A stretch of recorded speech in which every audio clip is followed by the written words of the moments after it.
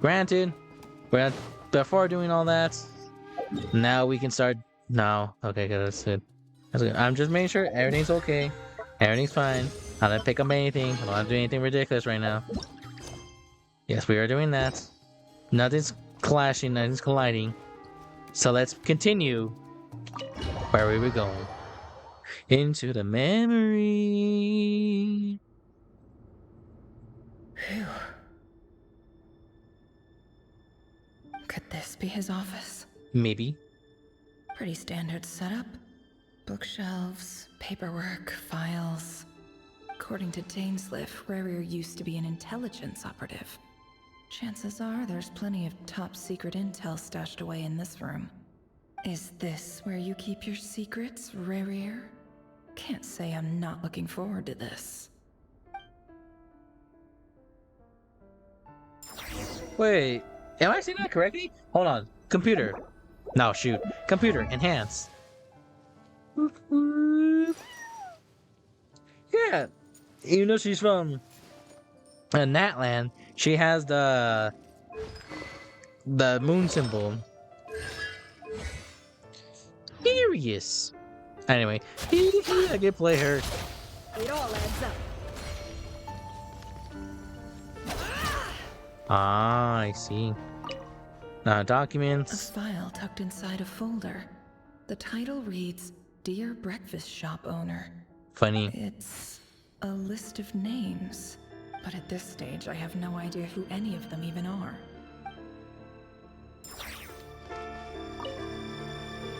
Wonder what kind of encryption technique this is. Seems like it has to be inserted into that camouflage device nearby. Aha! It's an audio recording. Please, hear me out. I can't shake this feeling that someone's been spying on our house. No, I'm not being paranoid. It's true. I saw someone dressed in all black. It was a couple of days back, but that was on another street, not near my house. I swear, I know what I saw. There's a note in the margin. Surveillance of the Runforther residence has concluded. We apprehended the target and filed the mission report last night. Could the voice in the recording belong to one of Rarier's targets? Curious. Bookshelves full of documents. Looks like these are all files, packed with the personal details of individual Conrians. The Crimson Moon dynasty preceded the eclipse. Since Rarier worked as a secret agent during the latter, it stands to reason that he was tasked with purging remnants of the old dynasty. Yep, lines up exactly with what Dainsliff told me. Cool. Flower? Let's see what he's got. He looks even gloomier than last time. I wonder what's changed. Sit.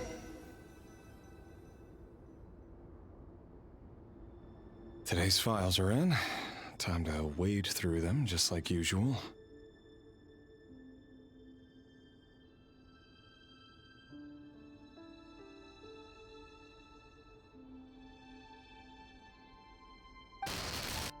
Male, 51. Occupation, cook. Confirmed Crimson Moon descendant. Has maintained frequent contact with other descendants over the past year. Poses a threat to the dynasty. Neutralized. Okay. This one should be archived under purged targets. True. Yeah, they did. Female, 23. Occupation, office clerk. Confirmed Crimson Moon descendant. Has maintained frequent contact with other descendants over the past year. Poses a threat to the dynasty. Neutralized.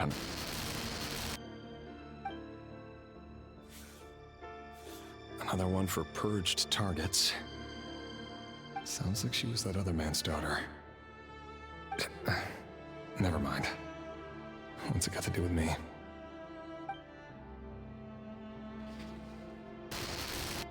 Male, 40.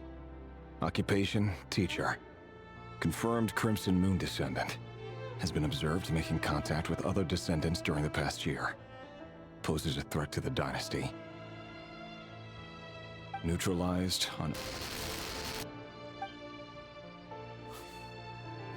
Just another nobody for the archive. Come to think of it, I remember surveilling this man.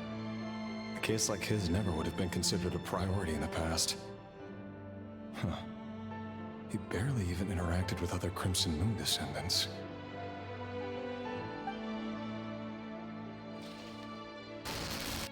Female, 16. Occupation, none. Orphan and confirmed Crimson Moon descendant. Has been observed making contact with other descendants during the past year. Poses a threat to the dynasty. Neutralized on... Yippee. Filed. I have no recollection of this girl. None whatsoever. She doesn't seem to be anyone important, but... Ah, shoot. But then again, how many of them are? Female, 13. Occupation, none. Orphan and confirmed Crimson Moon descendant. Has been observed making contact with other descendants during the past year. Poses a threat to the dynasty. Neutralized on... Filed.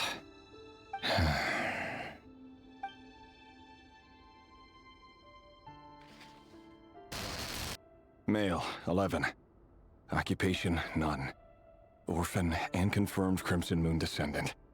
Has not been observed making any contact with other descendants during the past year. Poses a threat to the dynasty. Neutralized on...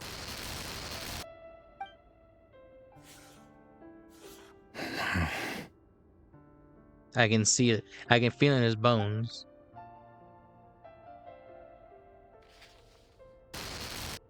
Male. 6. Occupation, none. Orphan and confirmed Crimson Moon descendant. Poses a threat to the dynasty.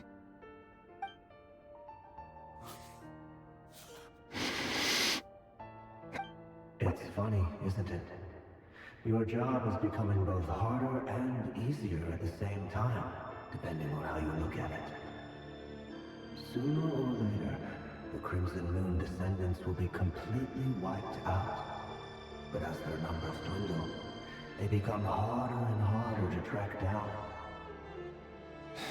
That's not how it is.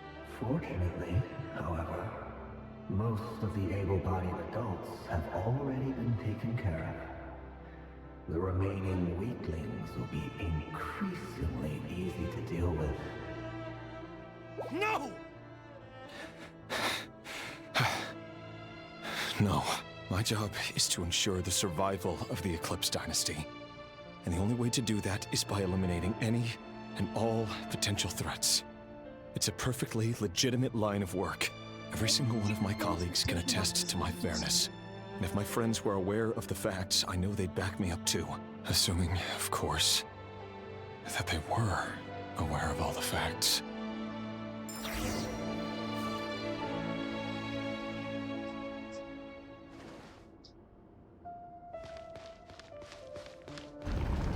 Ah. Whatever. We'll keep going. What's the worst that can happen? Mr. Vedifalnir, it's been quite some time since we last met. Correct. Revier, I trust you're here because you have something important to discuss. Forgive me. I wasn't tuning out, it's just, I noticed you didn't even phrase that as a question. As if you knew I was coming. Tell me, does someone in your position ever feel the need to ask questions at all? It is indeed within my power to foresee certain things. Things like your arrival. Fair. I was just thinking. It won't be long before I'll be inviting both you and Dane to my wedding. That isn't a lie, but nor is it a fact as such. It's a wish, isn't it? No fooling a prophet, is there? Ever since that day we met for drinks, I knew it was only a matter of time before you came looking for me. Does it feel good? Knowing how the future will unfold. I'm afraid the notions of good and bad fail to capture the complexity of what such a power entails. Once you've seen what will come to pass, it can be all too easy to succumb to fear and melancholy. Unless, of course, you learn to abandon these feelings.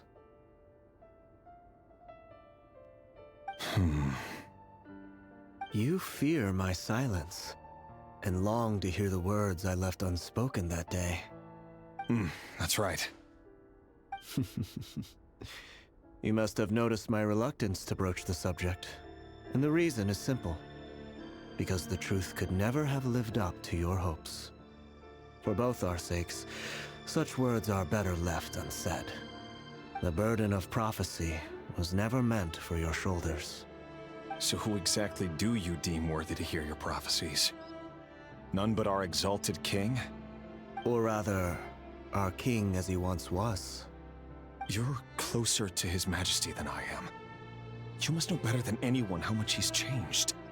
You say that as though it is to my benefit. Yet precisely because of that, I dare not speak rashly. A king can turn out to be the most virtuous of rulers, or a tyrant more terrible than the most vicious of dragons. You are so wise and far-sighted, yet still you would have me live in fear of the unknown? You make a fair point. Especially given my silence alone was all it took to send you spiraling downwards. Very well then. Let me offer you some advice. And I say this not as a prophet or a visionary, but simply as the brother of your friend. For many reasons, there is very little chance of your marriage ending in happiness. If happiness is what you seek, you should find another fiancé.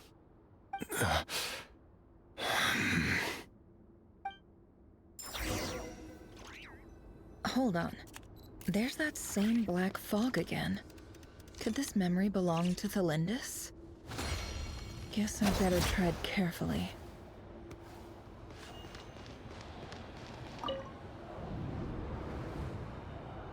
Wait. Hear me out. This time we finally got a clear look at his face and learned his true identity. His name is Rayrir, and he claims to be one of the king's guards. What did you say? A cruel irony, isn't it? The man you're set to marry leads a double life as a brutal executioner. Why are you telling me all of this now? Simple. It's because I want you to kill him. You are the only person he would never suspect. No, absolutely not. I would never dream of doing such a despicable thing. So you'll just stand by and watch him slaughter us to the last? Do not forget that the blood of the Crimson Moon flows in your veins too. The blood of the Crimson Moon? What does that matter now? The dynasty has long been dead and gone. You think that alone is reason enough for me to throw away everything I have? Why wouldn't it be?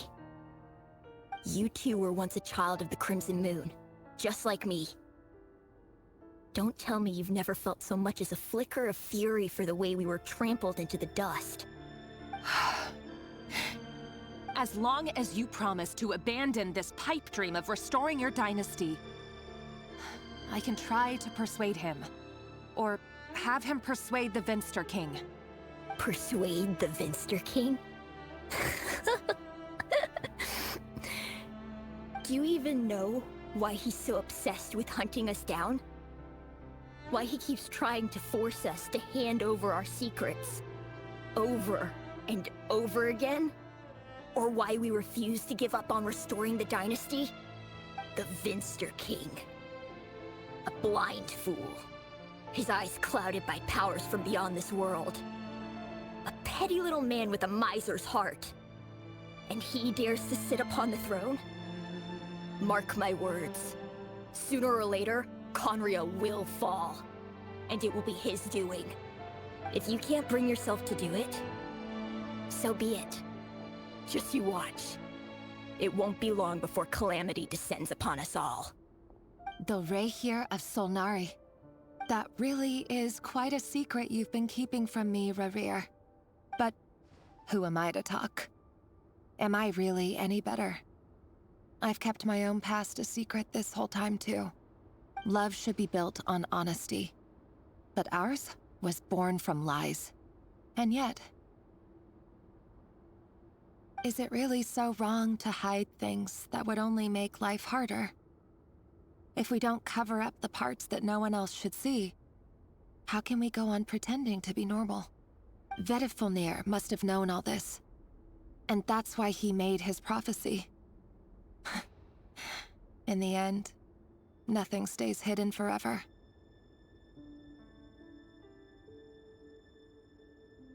But I won't just sit by and watch this disaster unfold. I'll do everything in my power to protect what I cannot afford to lose, no matter who I have to face.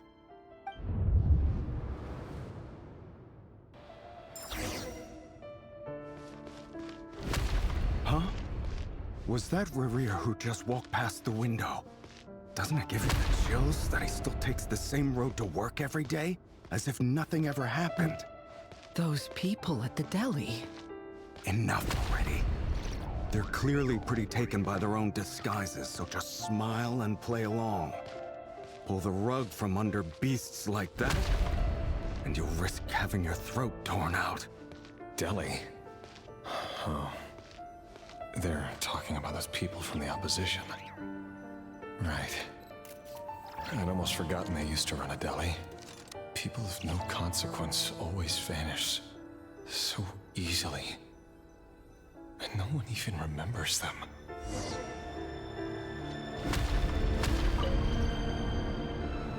But surely you can see he's not the man he pretends to be! So many have died already, and they say that the king's madness grows with each passing day. We're not going to survive this, are we?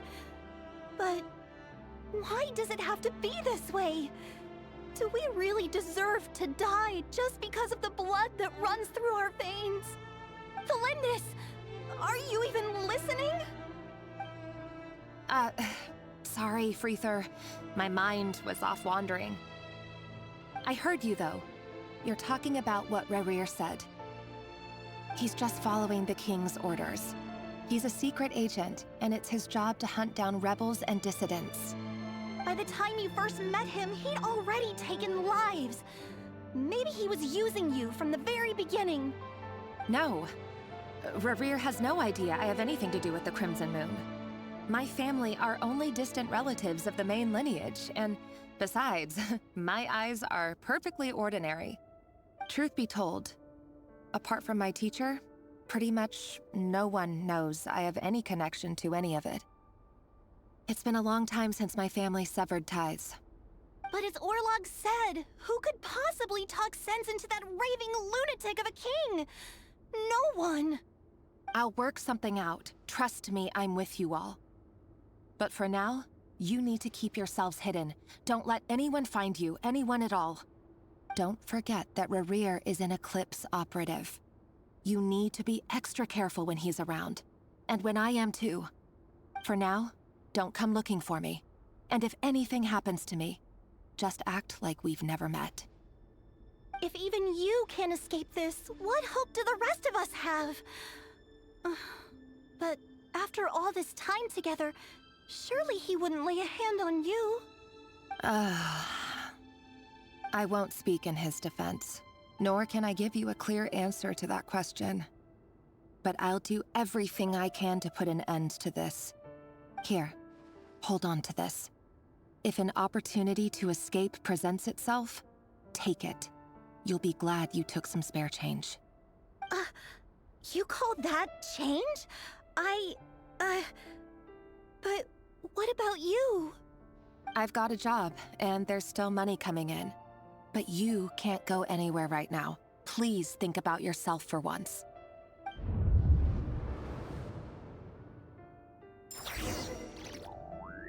Eee. Oh boy, what a hefty amount of information dug in. Glad I ate before coming back. Holy.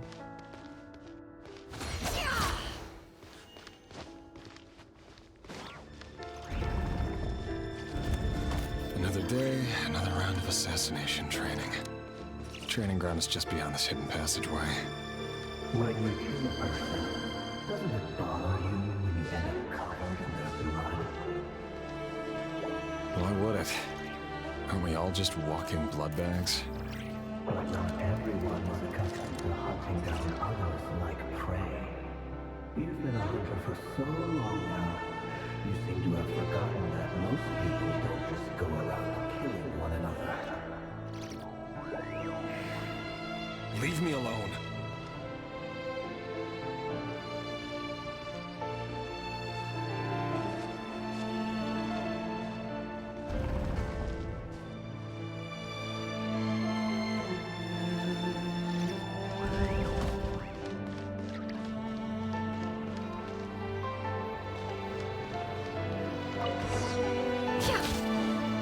Make sure you have a firm grip on the handle. Then choose your angle well. Keep your movements light and brisk. And the prey won't sense a thing. I doubt that. I'll bet no one's ever died a quiet death at your hands. I work clean. No traces.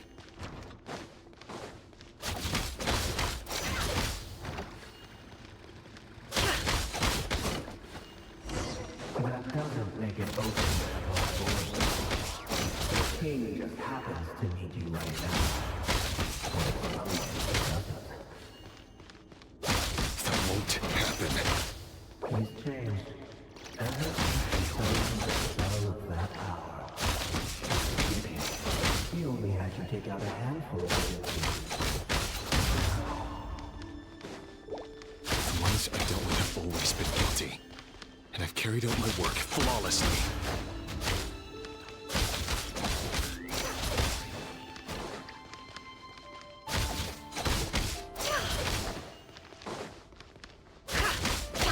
Can't hide this truth.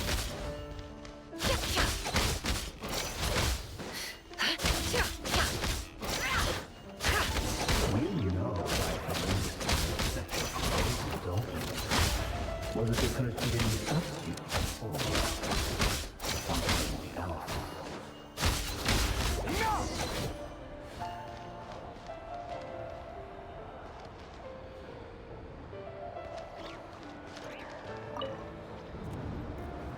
Delindis, do you still remember Orlog? Orlog. The boy who was pretending to sell flowers. You spoke for quite a while, didn't you? Yes, we did. What about him? He was arrested 2 days ago. Chances are he's already dead. He... I just don't get it! After everything he's done, why do you still stand by him? Or does it mean nothing to you that people keep dying? No, that's not... Just hear me out. I need to go now, Thelindis. They're looking for us. You take care too. If you ever need a place to hide, come find us.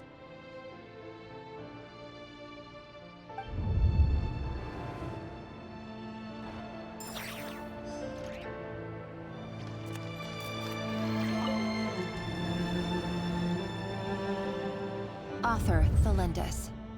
Over the course of this week, the research object was subjected to interference for a total of 47 hours for experimental purposes. The results are as follows. All subjects of observation that were sent inside have now... The situation within is proving more problematic than anticipated. No progress whatsoever. What now? Won't you give me even a glimmer of hope? Things are getting worse by the day. I have to find a way or we'll all be in danger.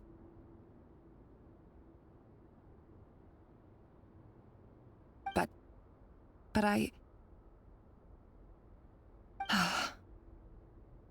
If all this research comes to nothing, what then? Sooner or later, it'll be my neck on the line. But could he really bring himself to kill me? No. Surely he wouldn't have the heart.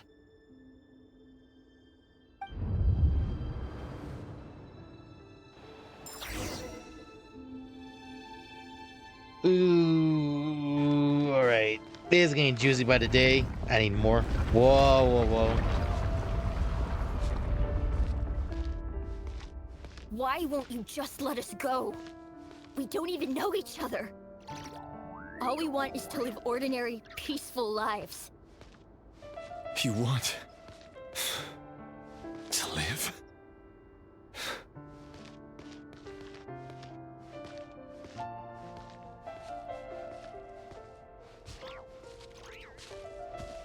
Yes. I just want to go on living. Is that really such an unforgivable crime?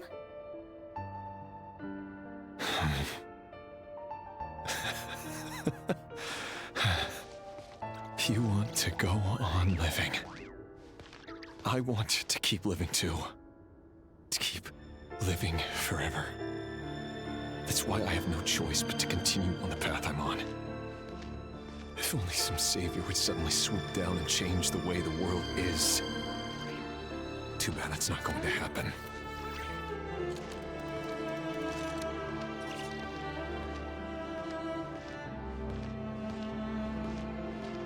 Imagine that. If there really were such a person, you and I wouldn't be standing here like this, would we?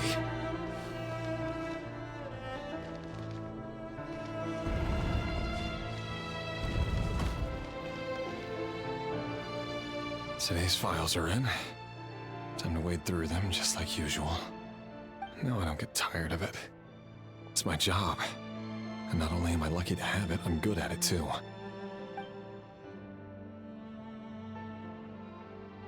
Huh. Wait. That's...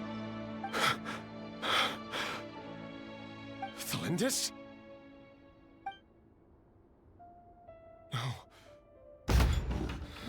No. No! Why? But you bear no mark of the Crimson Moon. How could you possibly have anything to do with them? It cannot be! A diluted bloodline. Carefully concealed. I see it now. You've been living in the shadows just like me. What a fool I've been. Numbing myself with talk of justice. Even imagining my friends would back me up. But in the end, Irminsul. Finster King! How far are you going to take this? From the direct bloodline to secondary offshoots? And then what? Today it's the descendants of the Crimson Moon. Who will it be tomorrow? Will you not rest until everyone down here is dead? No. This cannot go on. This is where it ends.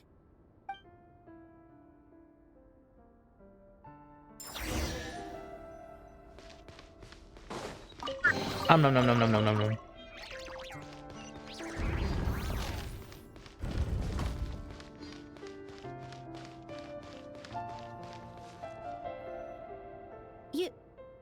You're really letting me go? I am. As long as you can guarantee that no one will find you. Don't worry, I'll be extra careful. No one will know I was here. But... what about you? Me? If you let me go, you won't be able to complete your mission, will you? Good point. In that case, maybe you should stay. No, please! I just want to see the outside world again. To... Go on living? Yes. I know you're a man of your word. So please, just let me go. If I let you leave, What will become of me? Just kidding. Go, now. But remember, don't let anyone know you were caught.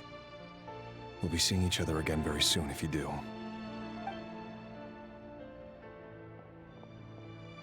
Even shadows in the dark must live by a code.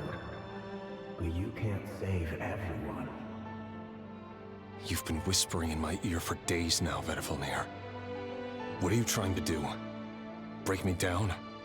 I only say this because you long for an answer to your problems. Let her go, Rerir, or you risk losing everything. I will not abandon Thelindis. Then you'll need a little more vigilance and a lot more power. The world is changing, Rerir. Keep your eyes peeled for your moment of opportunity. That voice used to be so unclear. But now I know exactly whose it is. It's Vedifalnir. He won't tell me how to actually resolve any of this, but he keeps trying to manipulate me like a puppet. What's his game here? Tell me then. What will this moment of opportunity look like? And no answer. He's like a ghost. Always disturbing me when I'm on edge, but never answering when I need him most. So, the Eclipse Dynasty was purging, well, massacring the descendants of the Crimson Moon. And it seems like it was all connected to the Vinster King's research. The King's obsession with abyssal power left the future of Conria hanging in the balance. No wonder every aspect of Rerir's life was so unstable. And it looks like this Thelindis, Rerir's would-be fiancée, herself belonged to a sub-branch of the Crimson Moon Dynasty's descendants. It almost defies belief that a couple like them could hide the truth from each other for so long. If the Vinster King hadn't intervened in such a drastic way, they might have gone on deceiving each other for the rest of their lives. And why does Vedifalnir, Daneslif's older brother, keep talking in Rerir's head? This guy kept more secrets than I ever imagined. The human mind is like a vast desert of shifting sands. When you follow the flow of someone's memories, you only ever see the parts they're willing to let surface. Time for something a bit more creative. We've been inside Rerir's mind this whole time, building up a picture of his psyche. There's already enough clues on the board to start reading between the lines and mapping out the rest. Now, we can finally begin to put the pieces together. Sure, it'll only be a reconstruction, part simulation, part reasoning, but it's usually pretty accurate. Once we've built up a cognitive profile, we just need to cross-check the logic behind his actions. And then we'll be able to take a sneak peek at whatever it is that Rerir has really been hiding.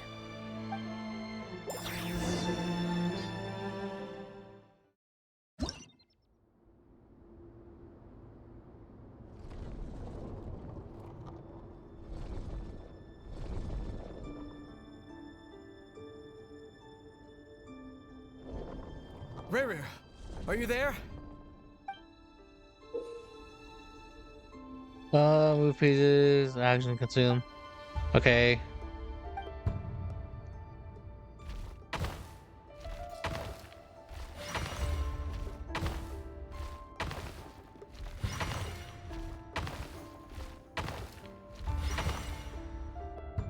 Hey, Rerir! Come out, it's urgent! Dane? What's wrong? Quick, come with me. I'll explain everything once we've met up with the others. Okay. I'll come. But the Lindis is still over at the Universitas. I'll need to leave her a note. All right then, but make it quick. I've never seen Dane so worked up before. Whatever this is, it must be big trouble. Ooh, more.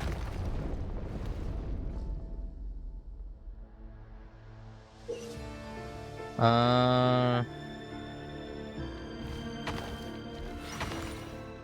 can't even see it. Alright, cool.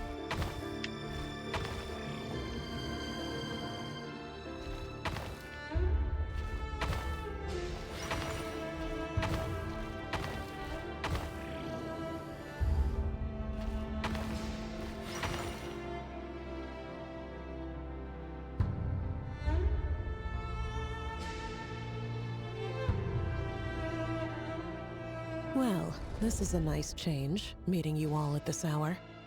When men and women of ambition can speak face to face in broad daylight, I say that's a big step forward for our dear Conria. Don't be ridiculous. We do not fear the day. Why would we seek refuge in the night? You might ask your blade that same question. I'm told it prefers the cover of darkness. The word on the street is that Sir Delogi only strikes when he has an unfair advantage. But that is patently false. I see you're missing an arm and a leg. Surely only a fair fight could explain that. If this is your way of offering me replacement limbs, believe me, I'll take them. Oh, we can certainly discuss that. With bioalchemy, anything is possible. Assuming I have your full support in my research. Lunatic. Robtatir, what brings you here? Why, Dainsleif, of course. He invited me. Please, cast aside your apprehensions, Miss Rhindaughter. Whatever the rumors may say, I am but a humble servant of the king, and I can assure you he affords me no greater convenience than he does you. Well, the Universitas Magistrorum won't stop fawning over you, so at least some of the rumors must be true. You're clearly doing well for yourself, so drop the humble servant act. It endears you to no one. You're president of the Universitas Magistrorum, the chief royal mage known as the Wise by royal appointment, and by far the most favored among the 4 pillars of Conria. Vice President Veit doesn't even try to hide his envy when he sees you. My success is the product of hard work and good luck. It's as simple as that. Were the king not such an extremist, I hardly think I would have received a senior post at my age. Of course, no job is without its gripes. Serving a king like ours can be a challenging task, as I'm sure you can imagine. And as for Efterveit, in missing out on the presidency, he's dodged a mountain of stress. Like everything else in life, it comes with pros and cons. You're all here. I apologize for the short notice, but it was an emergency.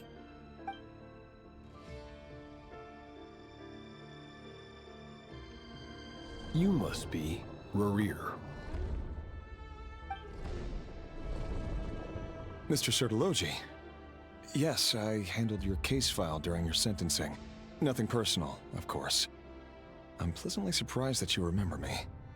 You're clearly a person of substance if you've been invited here. But Dainsleif, you'd better have a very good reason for convening this little gathering. It's my brother, Vedalfenir. After he spoke at the court this morning, the king was so infuriated by his words that he had him blinded in both eyes and thrown in prison. Vedalfenir in prison? Strange. I thought the king trusted him and Horoptatir more than anyone else in the world. Does this mean the king's circle of trust just got even smaller? It has nothing to do with trust.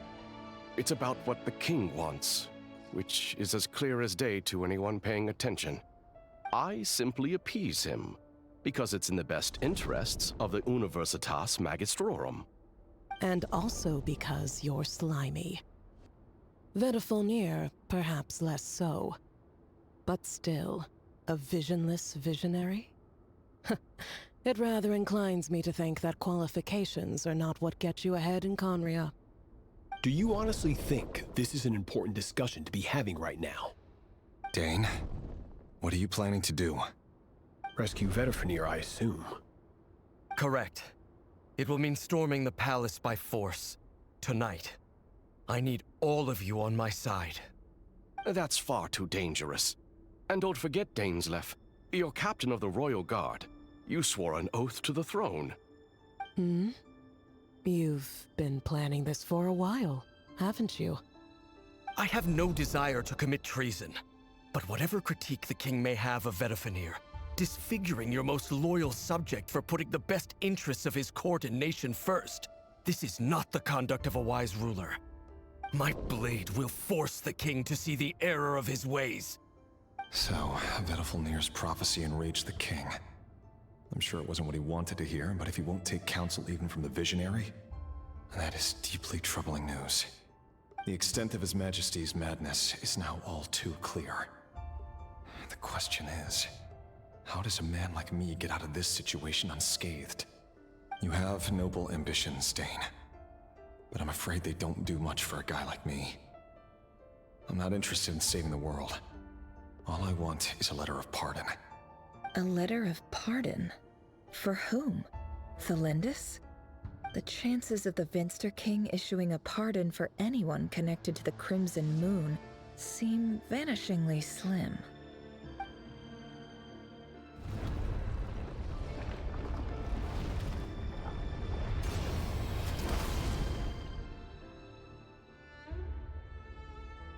This black fog over the board must have some connection to Thelindis. But why is it taking this form? Does it have something to do with Rarier's past? Another mystery I'll need to unravel.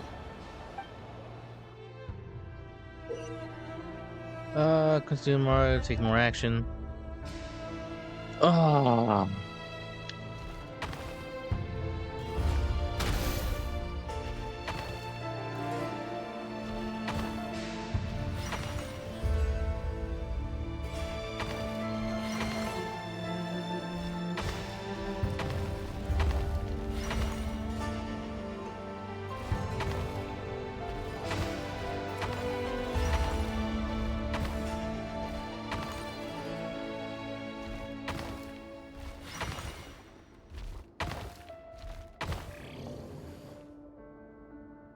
No. How do I... 3 doesn't work. Do I have to?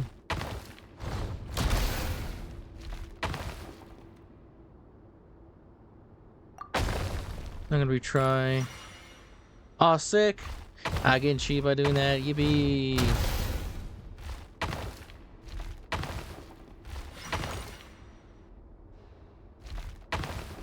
Two, 4, 1, 2, 3, 4, 5, 1, 2, 3.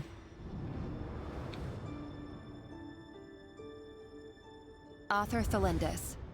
Over the course of this week, the research object was subjected to interference for a total of 60 hours for experimental purposes. The results are as follows. Research dating back to the Crimson Moon dynasty has established 2 points regarding moon marrow. Firstly, its origins have something to do with a god's power. Secondly, it serves as a portal to an as-yet indeterminate location. Moon marrow can thus be defined as a spatial gateway. However, there are a number of hurdles to overcome before we can answer the question of where it leads to. To start with, opening the gateway requires a specific power source, which the relevant literature indicates. An enormous amount of power is then required to keep the gate open. Currently, the total power output of our instruments remains in the single digits. To make matters worse, I am now the only staff member remaining in the Moon Marrow lab. The Universitas Magistrorum recently decided to move most of its personnel into abyssal energy research, which has stymied all Crimson Moon-related projects. This is not a wise move. I have always maintained that placing all our hopes in a single source of power is risky, especially one as poorly understood as this.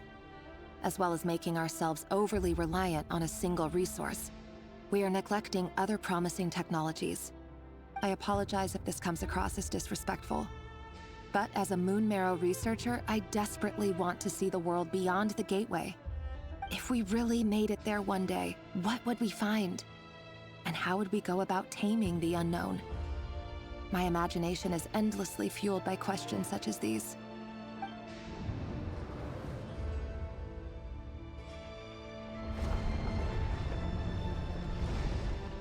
Oh. Okay. Okay. I have to go down then. 1, 2, 3, and boom, 5, Boom. It'll take me there. But it won't get me to where I need to go. It would have to be down. So I have to do this. Return.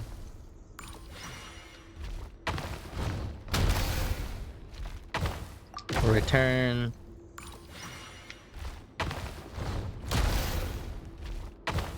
Return. 1, 2, 3, 4. 1, 2, 3, 4. 1, 2, 3. This is for you. I heard you're gonna leave the city with your parents. The Lindis. Did you hear about what happened? I've heard nothing. Rerir got back very late last Friday, and he was acting a little unusual, but he slept pretty well, so I'm guessing whatever he did was a good deed.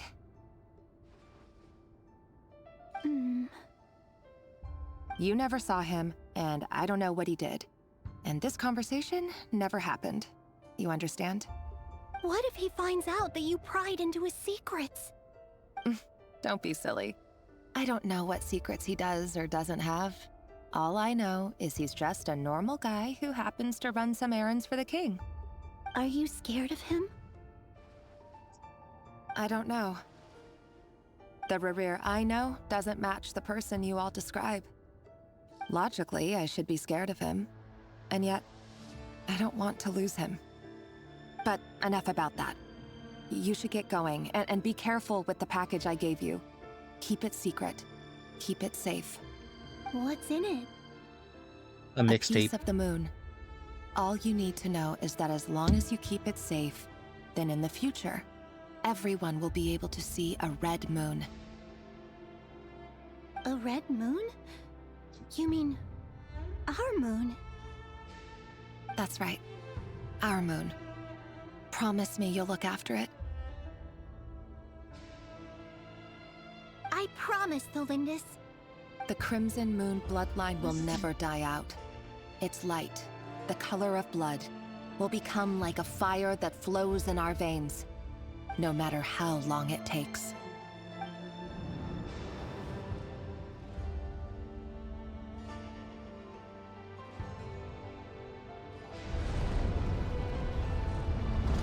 Oh. Interesting.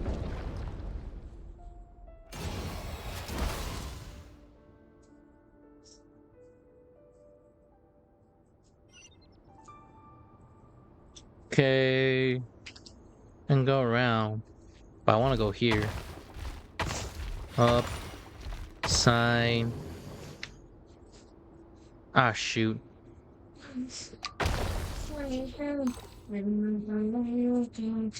So look up that. Can take that. Let's go backwards then. Boom. Boom. Boom. 1, 2, 3, 4. 1. Bam. 2. 1. 2. I can't do that then. 1, 2, 3, 4. 1, 2. Then insufficient. 1, 2, 3, 4.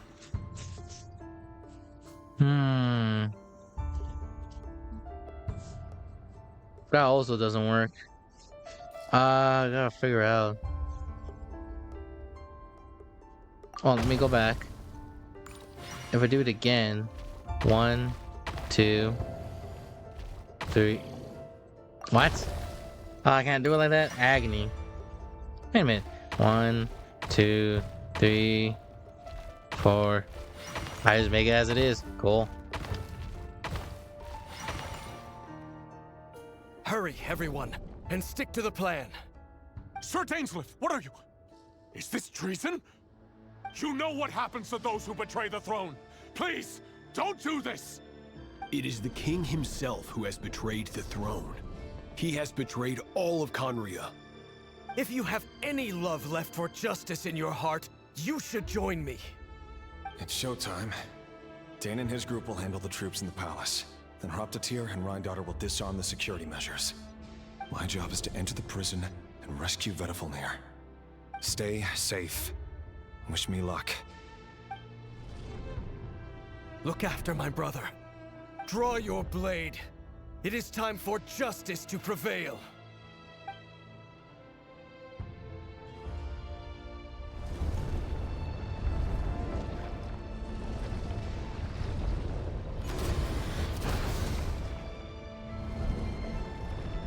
Oh boy.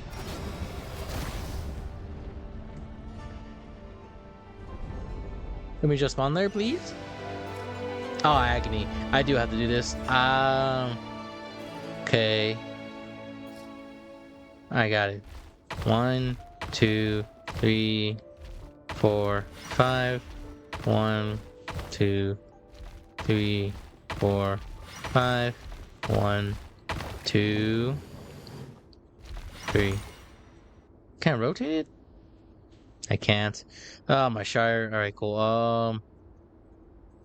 1, 2, 3, 4. 1. Then go back. 1. Treat that. 2. 1.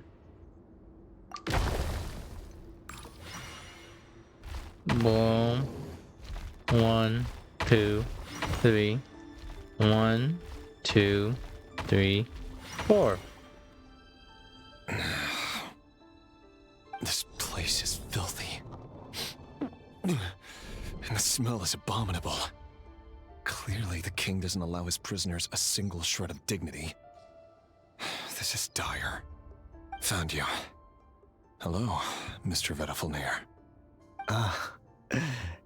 It's you. Surprised? Oh, wait.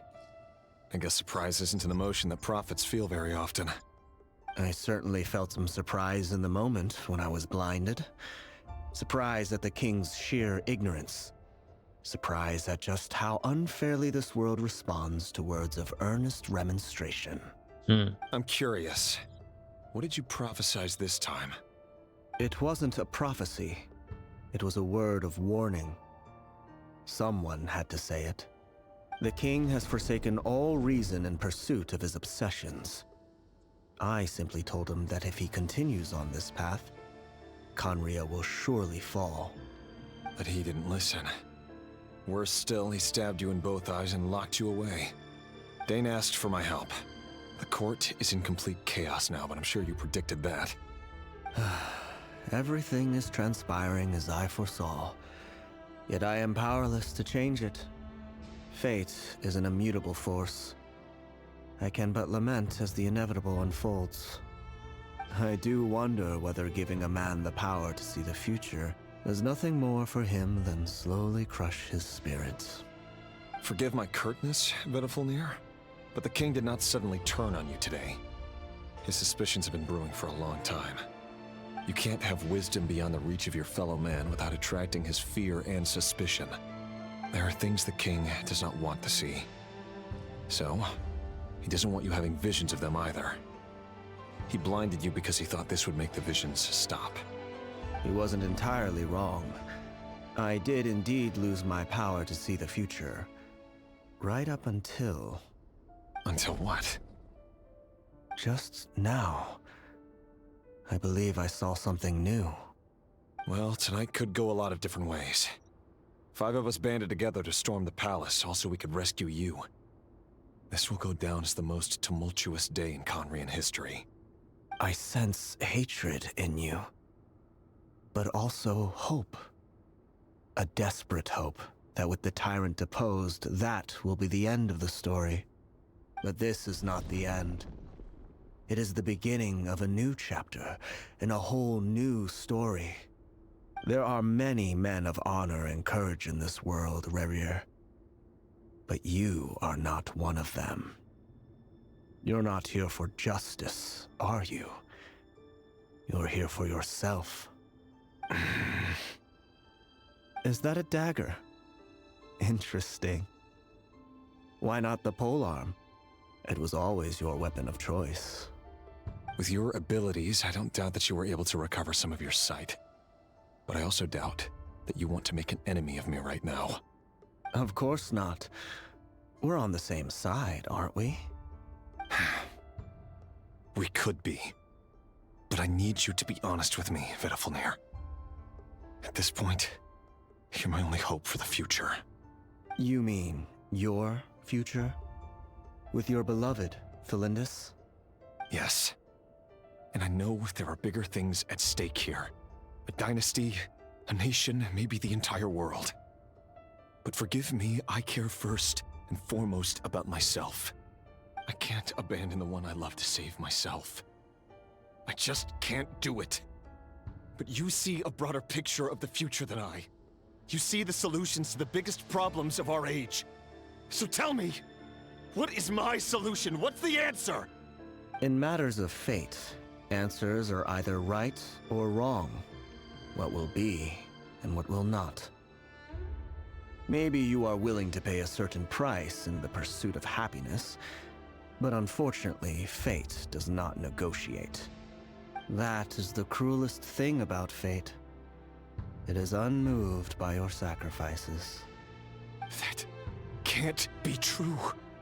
I know it's your voice that I keep hearing in my head, urging me to see how the world is changing, to seek more power, so I can protect the things I love.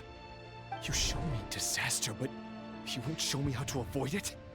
Why? Why are you doing all this? My voice. In your head.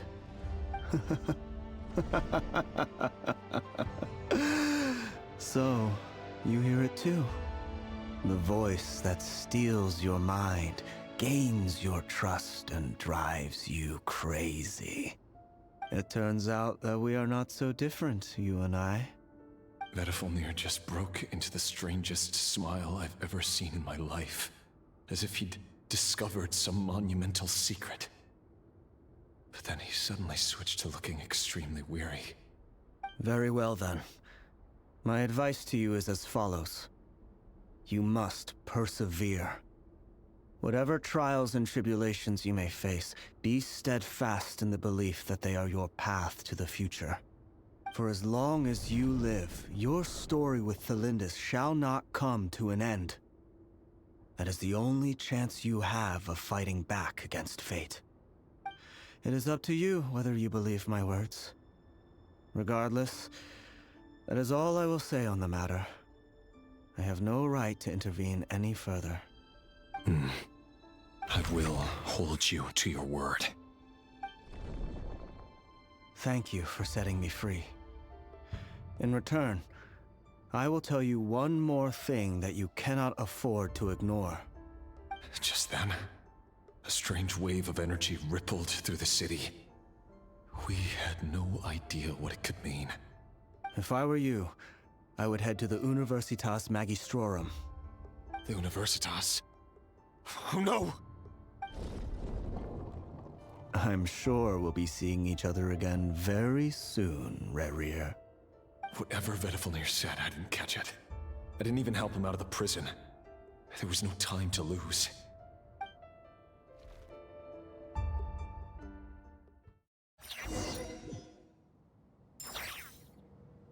Let's go, big. Oh, chest. Nom nom nom nom nom nom. Ah, yeah. All dendros, yup. Monsters? Is this Rheindar's doing? Or the Universitas Magistrorum? Out of my way!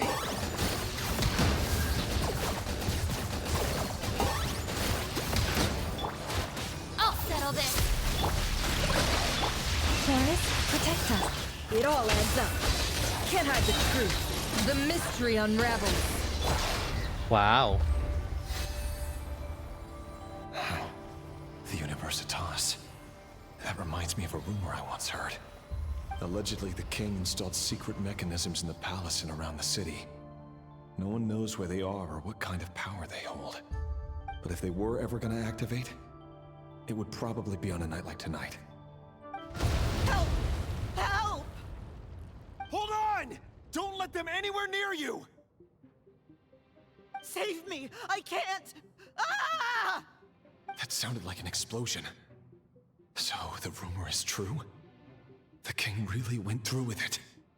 What other means does the king have at his disposal? They must run on power from the Abyss. And given it's a major center of Abyss research, anyone over at the Universitas will be in grave danger. I have to hurry!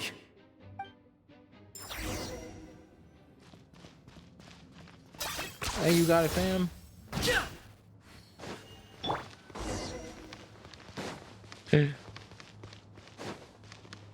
I do have to fly. Alright, here I go.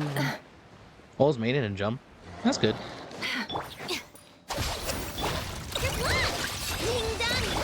For the everlasting forest, lush as the moonlight.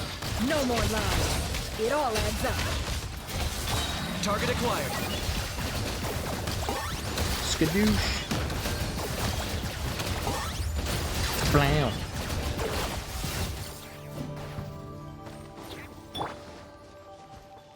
Our bond is strong. Eeny, meeny, miny, mo. Catch a tiger by the toe. One heart. Seek within.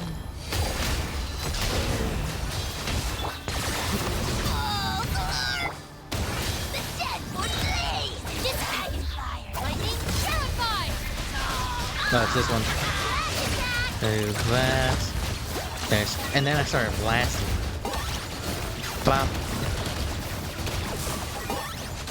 Bwop. I do it again. I do that. Receive my blessing by the frost moon of old. The mystery unravels. Can't hide the truth.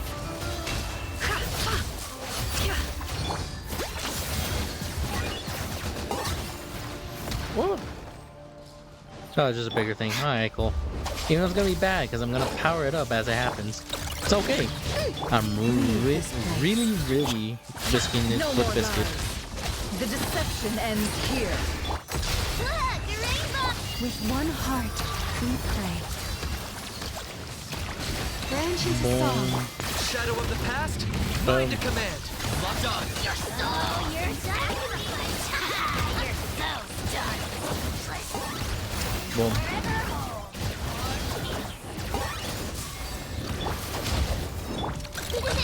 Oh my gosh. Receive my blessing. Oh my god. What humiliation. Wow, she can revive herself now. Treasure. Nom nom nom nom nom nom nom nom. Our bond is strong.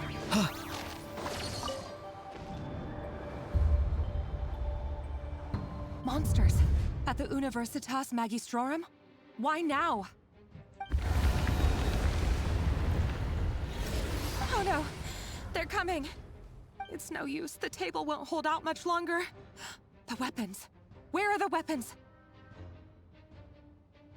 Of course.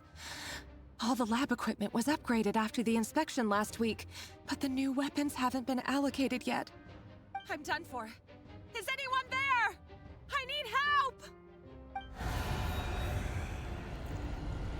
Ah!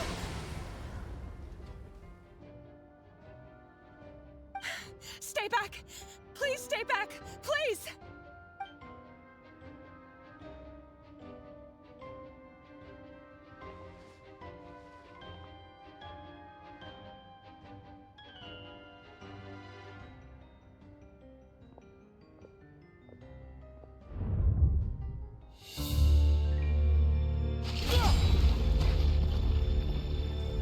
What's that? Red Rear! So the rumors about your work are true. What? No! Listen, something happened at the palace tonight. We have to leave! You don't need to lie to me anymore. What do you mean? I know why you're worried, and I will respect the decision you've made. But it's okay, because I found a solution. I know how to end all this. You can have it back. The normal life you so desire. But until then, I'm afraid our wedding will have to wait. Felindus? No, don't do it! Felindus! Felindus!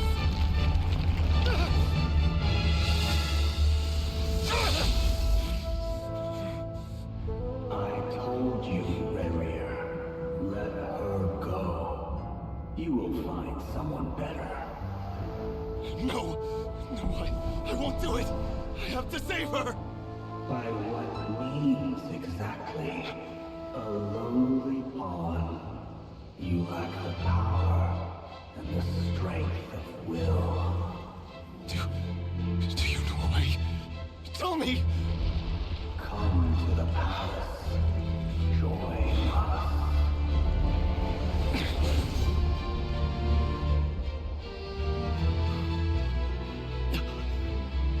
Rarian, thank goodness we...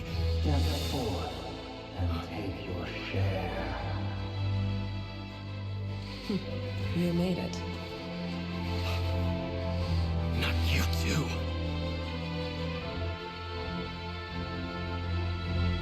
Hatred or grief, despair, desire. We all have our limits.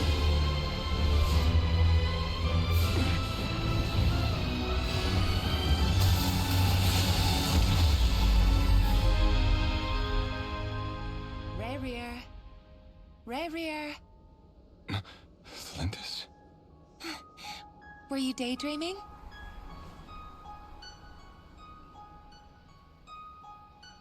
You still remember, Rarier? That question you asked me a couple of weeks ago? Oh. You mean the proposal? Yeah. I'm wondering, where do you think would be a good place to discuss it? Maybe in the garden? Or were you thinking a fancy restaurant? It's your choice.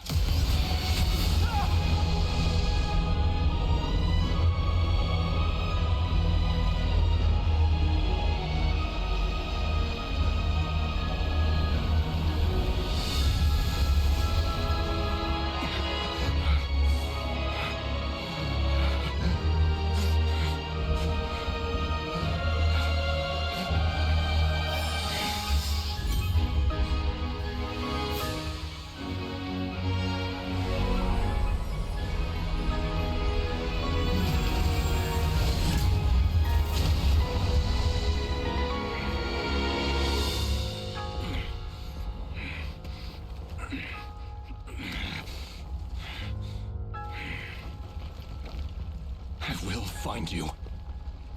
And then, you can give me your answer.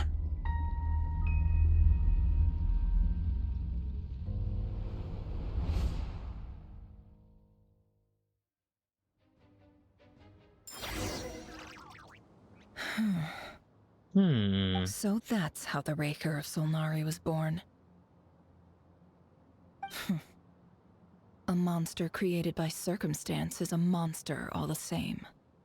Viewing other people's thoughts for too long can get uncomfortable. Right now, I'm feeling a strong sense of loathing. In a nutshell, the story of Conria is what happens when the truth falls by the wayside. Everyone tells little white lies, and before long, you have a huge pack of lies that destroys everything. Time to get back. His past is filled with sorrow, but the tale of any fallen civilization is one of endless tragedy. Cruel as it may be, that was Conria's fate.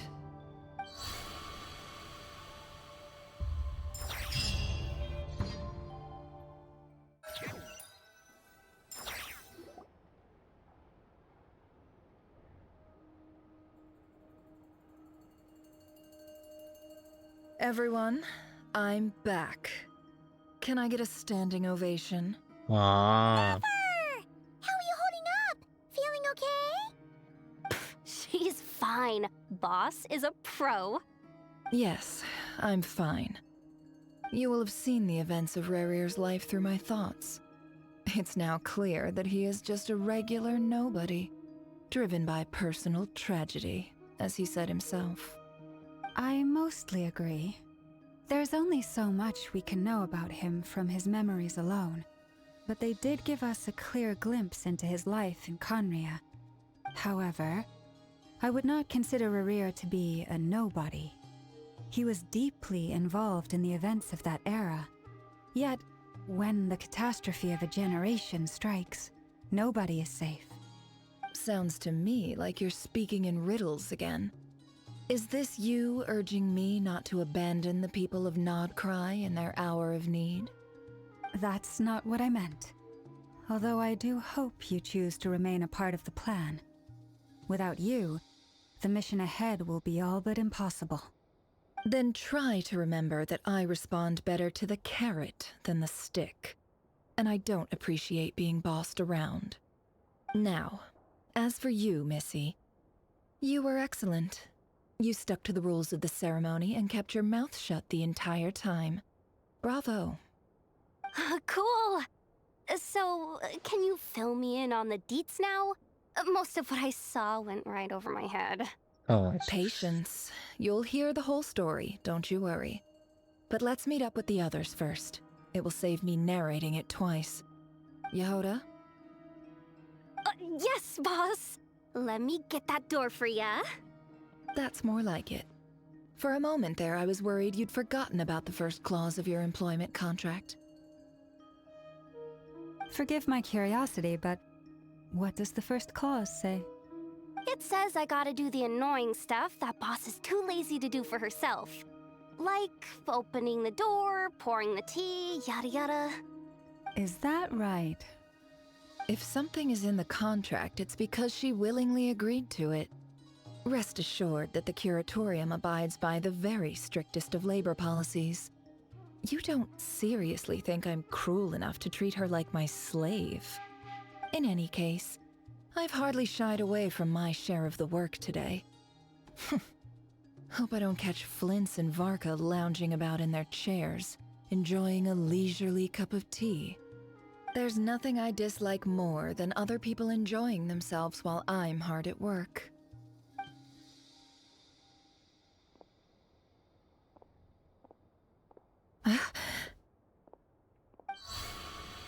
Oh no. A vision.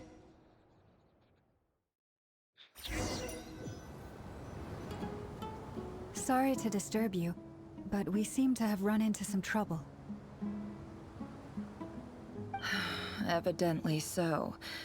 Don't worry, I'm not about to leave you to fend for yourselves. I'm not that kind of boss. And it would go against the Curatorium's labor policy. I'm sorry. What did you hear me say? I wasn't talking about labor policy. Wait. How long have I been standing here? Not long. You just appeared by the door a moment ago.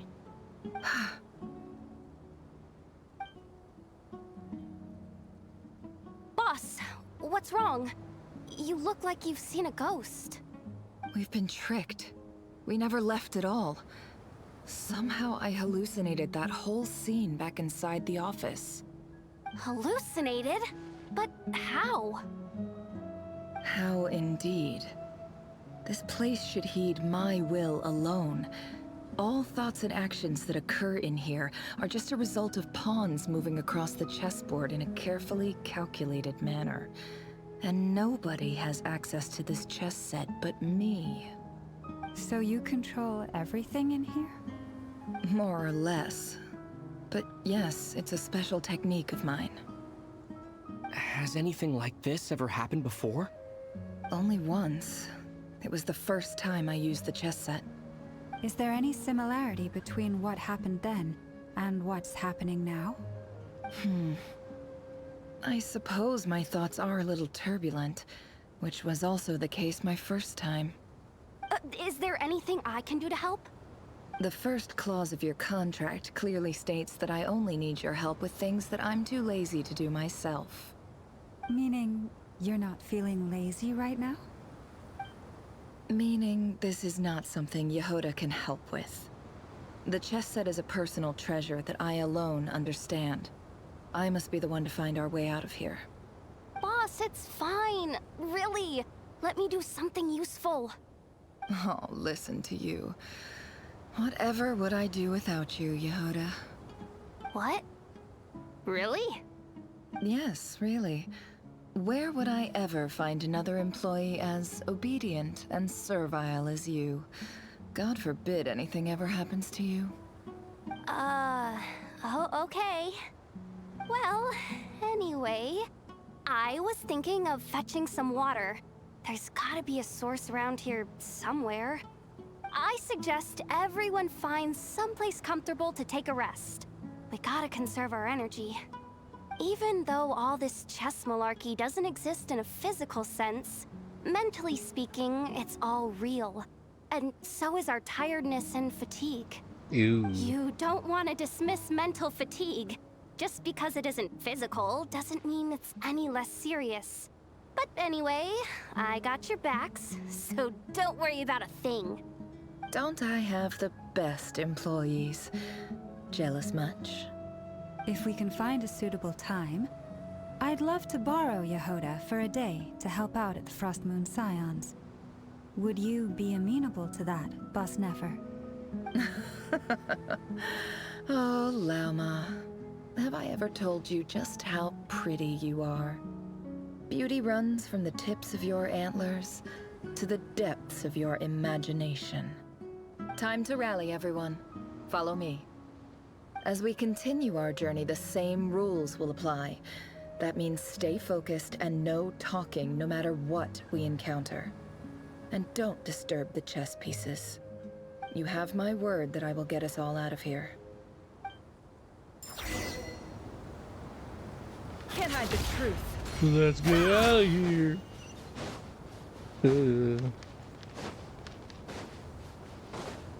How do I leave? Yeah, we're back in Sumeru. Sick. This place looks familiar. That's not a good sign. There's someone up ahead. I wasn't expecting visitors at this hour. Wait, is that? Oh, it's him. There you are. Sinue's been looking for you all day. I think he has some news for you. Oh yeah? What were you doing just now, Uncle Retinue? Hiding away some more loose change? I know I saw some Mora. What do you mean loose change? Oh, come on, I'm too old for this. Just pretend you saw nothing.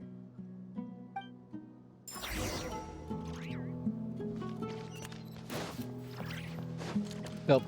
It's exactly where we're at. I gotta get out of here. Hey, kid. Mind telling me what Sinuhe's been up to recently? I'm trying to get in his good books and I need a way in. Get in his good books? Why? What do you want with my dad, Uncle Apepi? I've written a new song. I was hoping to showcase it at the next festival, but I'll need his approval. A new song, huh? I'd love to stay and listen, but unfortunately, Uncle Retinue says my dad's looking for me. Well, there's plenty of time and I'm not going anywhere. See that pile of stones? I'll be sitting there warming up my vocal cords. Come find me when you're done. Pile of stones. Got it.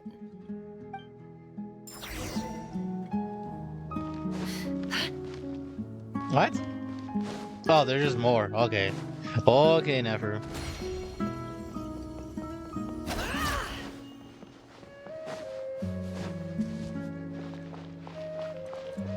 Hi, Dad.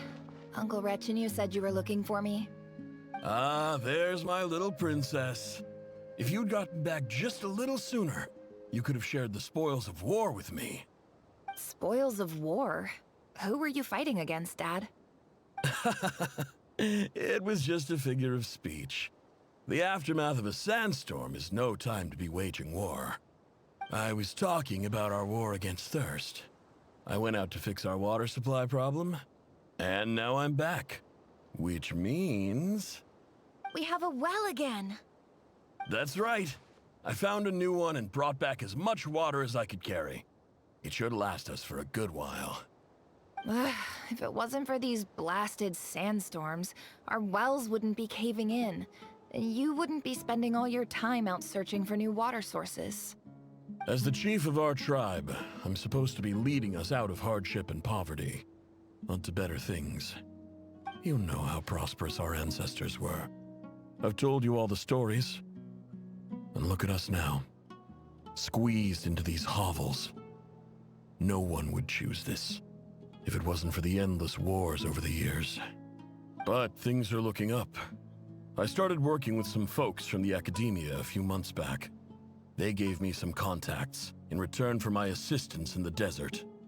So you're the academia's helper now? Special ambassador, they call it. Think of it as a partnership. It's nothing bad, okay? We've been isolated here in the desert for too long. Seeking opportunities elsewhere is the best thing for us, and the fastest way to progress.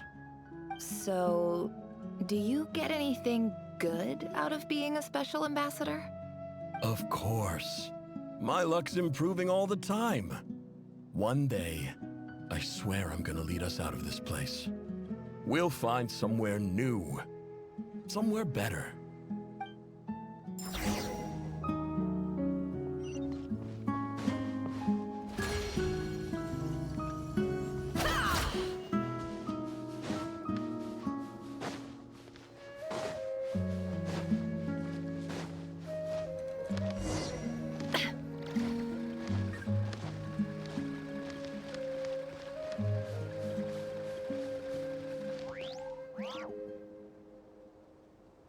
That's our well, and you know it.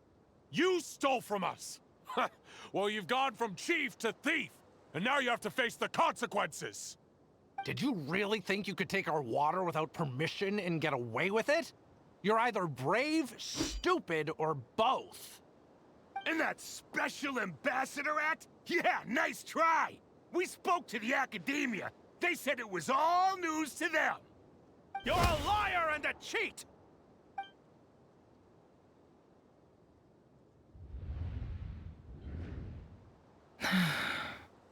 I heard Yehuda gasp, but I don't blame her. Most people are terrified by the sight of blood. Corpses strewn across the ground. The wounds are clearly from scimitars and daggers. The desert dwellers' weapons of choice. There's a handwritten note on the ground. Let's see what it says. Halil, this is Sinuhe, chief of the Shimti tribe. Surely you remember me. I was the one who helped you and your colleagues avoid the quicksand in the desert. This is my second time writing to you. I assume my last letter must have gotten lost in the mail, as I didn't receive a reply. I hope this one makes it to you safely. I'm writing to you because I need some help.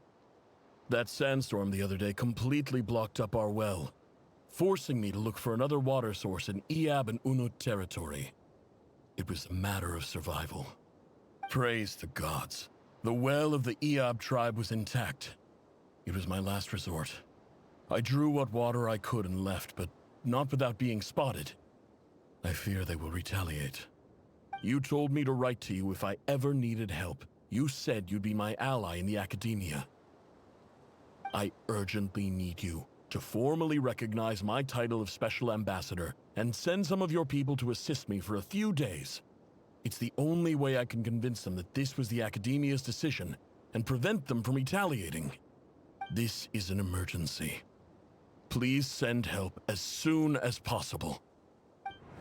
Looks like this letter never got sent. The writer died a grisly death, and the letter was trampled into the ground. It's badly defaced. Some parts are barely legible. What a ridiculous lie the surviving Shimti tell. Their whole village was butchered over a sip of water. Ah, the light burns!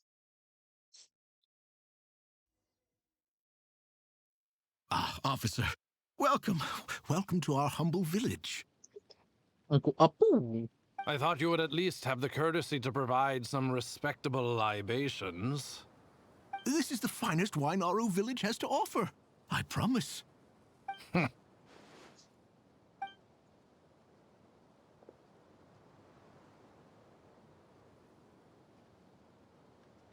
The Academia has agreed to reserve a single space for a candidate from your village.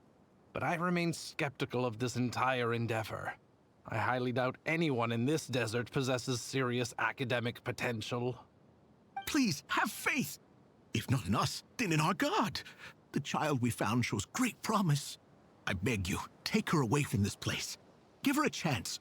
Don't let her talent go to waste. I don't recognize her. New arrival? She showed up here a few days ago and we took her in. She's a really bright kid. Please help. I'm begging you. So, where are you from? Nowhere special. Just a sand dune. What about the rest of your family? How many of you are there? Just the one. It's only you? Correct. So, no brothers, no sisters, no mother or father? Any who have slept on a bed of sand, I call my brothers and my sisters. Apart from that, I have no family. All right. Get over here. Sign your name on the form. An orphan, sign away.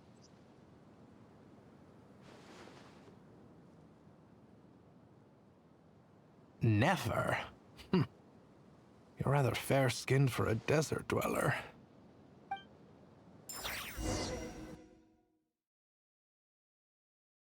And it all connects together. Back to the academia. Oh boy, gonna see the corrupted people again. Yippee! Books. Nefer, this term's assignments have been issued already. Please read through the materials thoroughly, conduct your own additional research, and then write an essay on the topic. Yes, Professor, I'm aware. I just had a couple more questions I wanted to get your perspective on. Oh? Please, ask away. Well, I saw the other students' problem sheets, and I couldn't help but notice that my assignment is much easier than theirs. Do you really think I'm a weak student? A weak student? Goodness, no. Quite the opposite. You have a sharp mind. Almost too sharp. I think what you're saying is, a weak student wouldn't have noticed the discrepancy. And if they did, they certainly wouldn't complain about the lighter workload. You see, sharp as they come. You see things the way they are. And I'm sure you know why they're like that. Because of where I come from. Because I'm different. I'm sorry, Nefer. I don't like it any more than you do. It's just... Anyway, you said you had a couple of questions. What's the other one? I wanted to check. If someone sent me a letter to the Academia, where do I go to collect it? Ah, your family wrote to you. Well, as long as they put your name on the envelope, someone should hand it right to you. Not exactly. It's not even a recent letter. I was just curious where the mail would end up if no one collects it. The House of Dana, I expect. I know there's a box for unclaimed mail somewhere in there, probably sitting on a shelf. Whatever you're looking for, that'd be the place to start. Okay, got it. Thank you, Professor. Oh, don't mention it. Honestly, I feel like I failed you.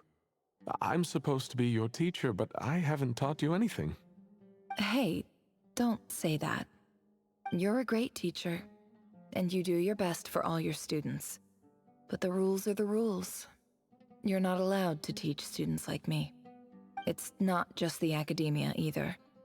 The whole world bends over backwards for the successful, and leaves the losers to suffer and die. Oh, my dear child. Don't tell me you've given up on life already. I haven't. I just think that if you want to make it in this world, you have to find a way to become successful.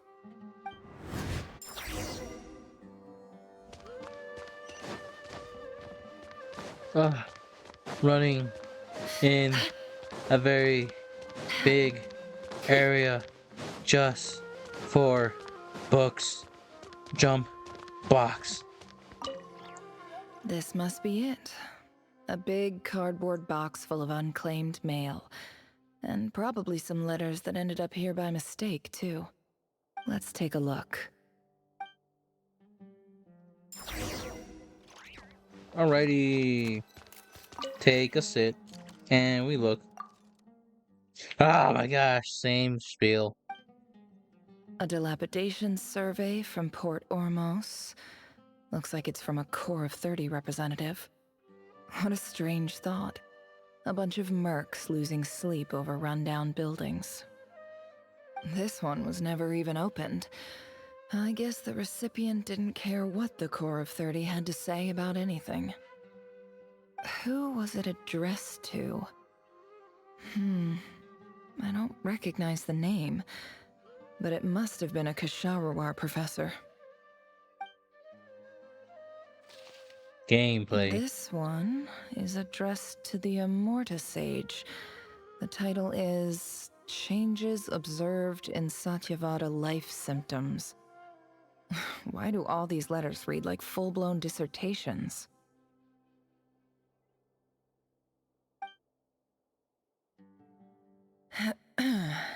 Guided by the incense, we became lost somewhere in the forest. All the barriers between levels of consciousness disappeared as our minds soared around in circles, looking for a branch to seek refuge on. In clinical terms, these symptoms fit the description of incense poisoning. The Immorta Darshan strictly prohibits the use of hallucinogenic substances, but I believe there are still people getting away with it. For example, my neighbor who always breaks out into song and dance after using incense. This seems like something the academia would want to know about. Why wasn't it collected? Wait, what's this written on the back? It's so small.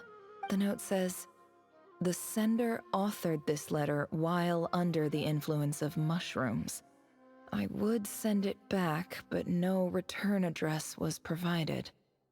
Stamped by the Grand Conservator of the House of Dana."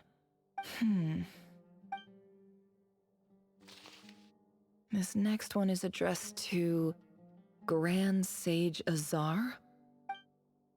A few words of protest regarding recent changes in Sumeru's educational policy. In recent years, the academia has taken on a small number of students from the desert region, as per the policy to this effect. However, it appears to me that these students have not, in fact, been provided with educational opportunities that are, in any meaningful sense, equal to those enjoyed by their peers. As well as receiving dumbed-down assignments and perfunctory tutoring, they do not even have full access to the Akasha system. Education is the fundamental purpose of this institution, which should go without saying in a nation whose founding virtues are knowledge and wisdom. I ask you, is the lip service we pay to the policy of education for desert students truly the standard of pedagogy to which the academia aspires? As Grand Sage, policy decisions are your prerogative, but do not forget your roots. You and I were once students too, as was everyone else in this institution. I do hope you will give some serious attention to this matter. I encourage you to discuss issues like this with myself and others, and listen to some alternative opinions. Great letter. Shame it didn't get to where it needed to go. And the sender is... Huh? Sage Cyrus of Spontamod. I didn't realize anyone else even knew how bad students like me have it in this place.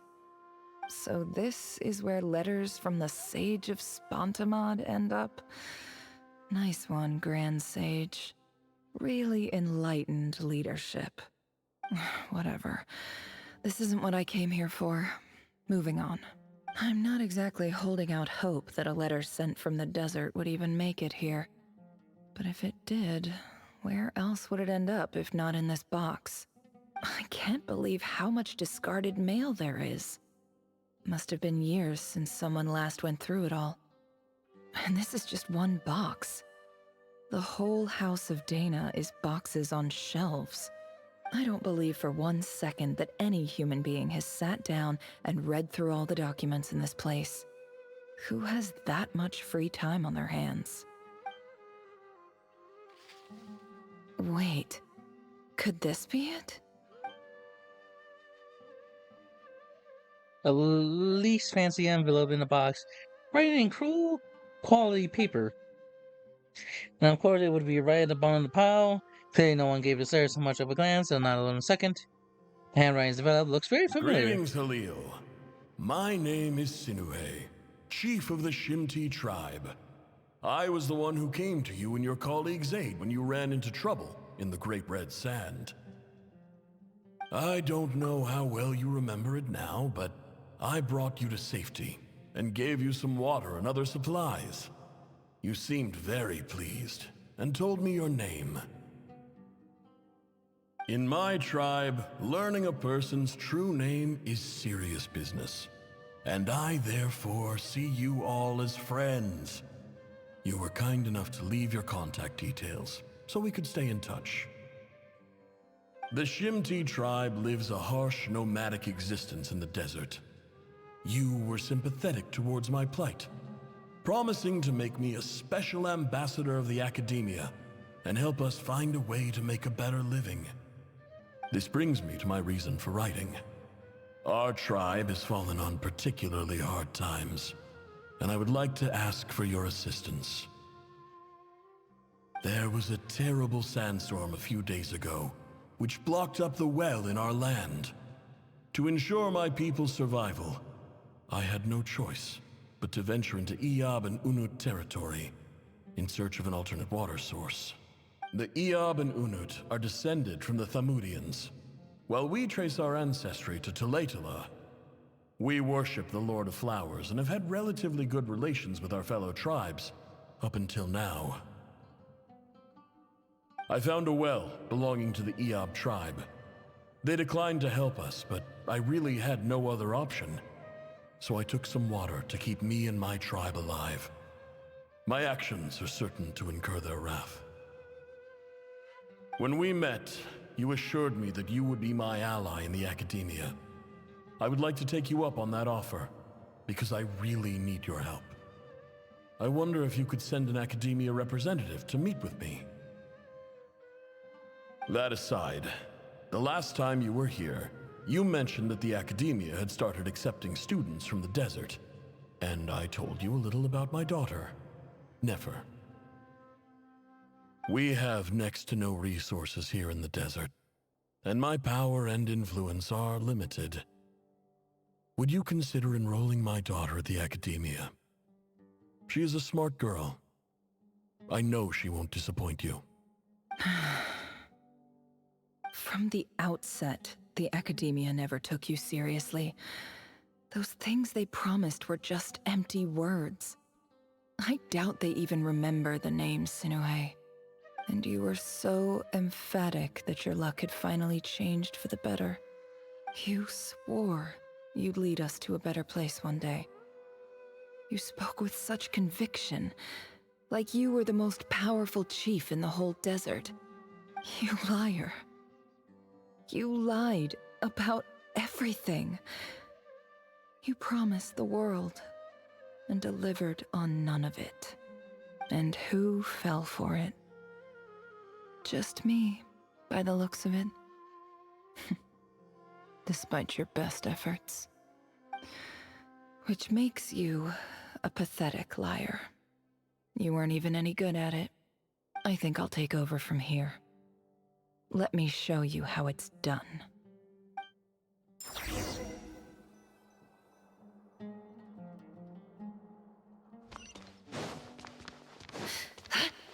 The elevator, I believe. Nope, just the other side. Alright. Jumps, jumps. I just came to say goodbye. Thanks for everything you've done for me in my time here. Nefer? You packed your bags. Where are you going? I'm quitting. Something's come up in my hometown. Gonna head back and deal with it. Huh? But this was a hard-won opportunity for you. You know that better than I do. It was, but it doesn't matter. I have more important things to deal with and they can't wait. Oh, and I didn't want to overfill my bags, so I left some incense on your desk.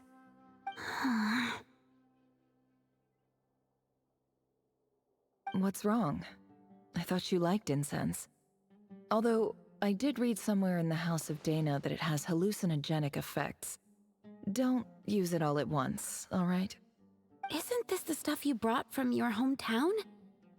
You're just letting me have it? But you said it's a rare and valuable commodity. Yeah, about that. I lied. It's not rare at all. There's this bunch of ruins near my hometown that are practically overgrown with this plant. It's not worth much. Keep it, it's fine. But Nefer... Alright, that's all from me. You take care.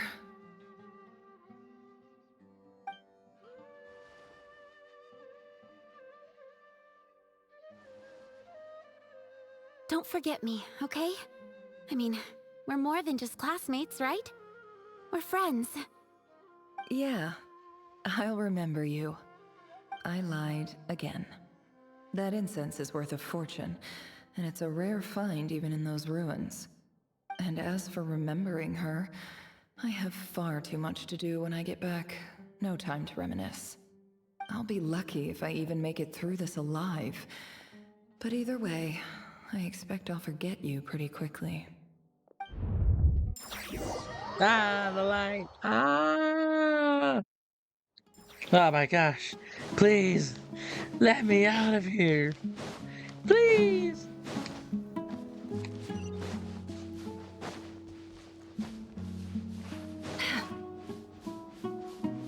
Oh, he's there.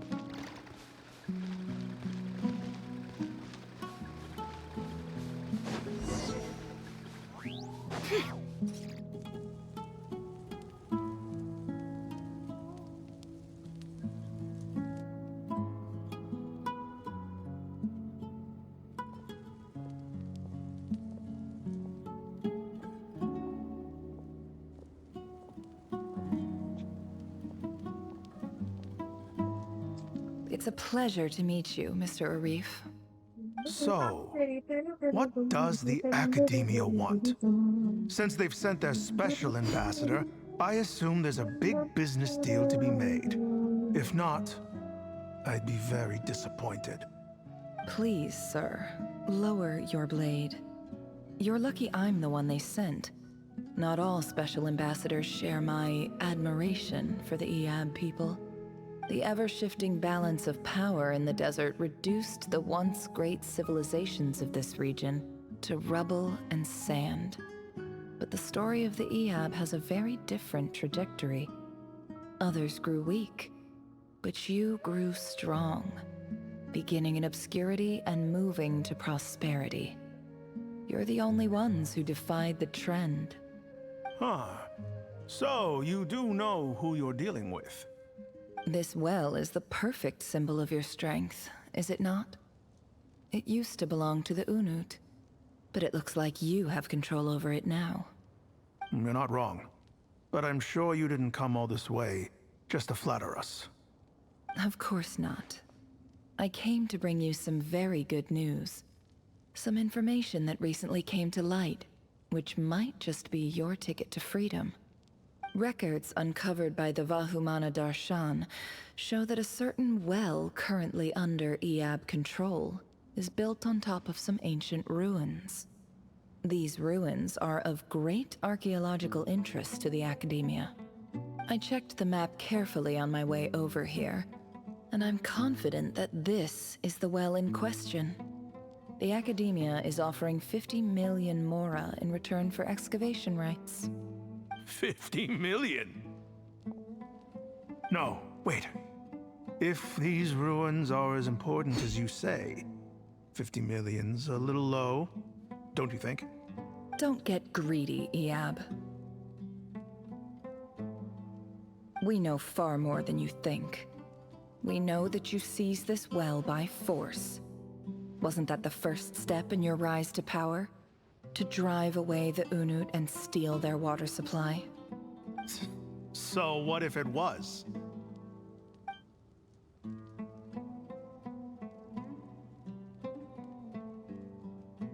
Don't worry. As unscrupulous as it was, it's something we're willing to overlook. The Academia is only interested in dealing with the de facto power holders in the region. I hope I am making myself clear. And I hope your words are the truth. If I find out the Academia is trying to play me, I'll hunt down every one of your people and make you watch as I cut their heads off one by one. I assure you, Chief, that would not be in your long-term interests. You don't want to make an enemy of the Academia. You see how I'm dressed, don't you? I appreciate that you've never been to the rainforest, but surely even you recognize an ambassador's attire when you see it. And what does a barbarian like you have to lose anyway? You really think the Sumeru Academia would bother to come all this way just to lie to you? We have more important things to worry about. All right, I take your point. The Academia is the highest authority in the land. I'm sure you're trustworthy people. In that case, we have a deal. We will sell you the excavation rights. I'd like to thank you, Ambassador. This is good news indeed. Excellent news. In fact, it calls for a celebration. Would you do us the honor of staying a while and enjoying some Iab hospitality? Gladly. I am partial to wine myself, and I trust you are as well. So let's indulge in a few drinks together, in celebration of this momentous occasion.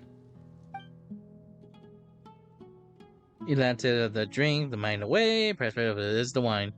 But the new day dawns and be bringing some shocking news. Chief! Chief, it's an emergency! It's the Unut. They've taken the well. What? Well, don't just stand there. Take it back. Yes, Chief. I have every confidence in the Iab's military superiority, and yet... What is it? The Unut's response was alarmingly fast. The day after we reach a deal, they seize the well.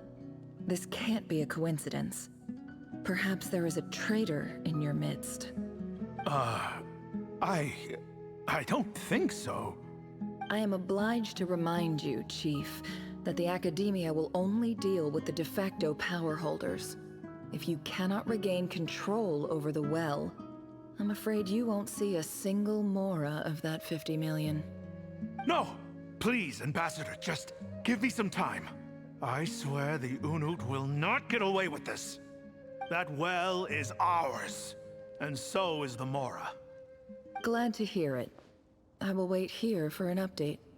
If there is a traitor, I will find them. In the meantime, make yourself at home. I'll report back as soon as I have an update. Much obliged. Wow. All it took was a few words and I've got him wrapped around my finger. What an amazing feeling. So, in summary, Ambassador, the Academia would rather negotiate with our tribe instead of the Iab, yes? The Iab are ruthless murderers who don't listen to reason. And now they have the gall to interfere in our research projects in the desert region. So let me ask you, Chief. If you were the Academia, what would you do? Kill them all, of course. Precisely. The Academia does not tolerate those who stand in our way. The EAB have held back our academic pursuits for too long, and our patience is wearing thin.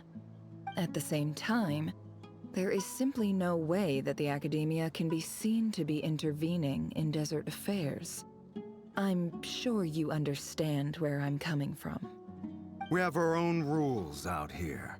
If the rainforest dwellers raised arms against a desert tribe, you'd start a bloody war. Right. We can't confront them ourselves, but we can support their enemies. The Unut have always had strained relations with the EAB, which makes you our natural allies. Natural allies. Weren't the EAB your allies once? You were quick to send them after us to protect your interests back when we stole that water. And now look at you. You're at each other's throats. Let me be clear. The Academia wishes to collaborate with the legally recognized rulers of the desert in this matter. We are asking for excavation rights to that well, and our offer is 50 million mora. Say no more. I believe we have an understanding. Good. Then I suggest you get to work. Get us access to that well, and the mora's yours. You see, Dad? Lying is easy when you know how. People will believe anything.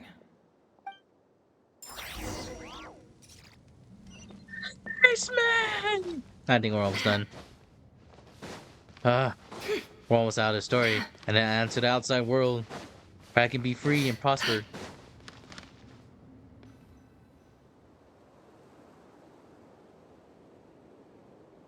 Bird.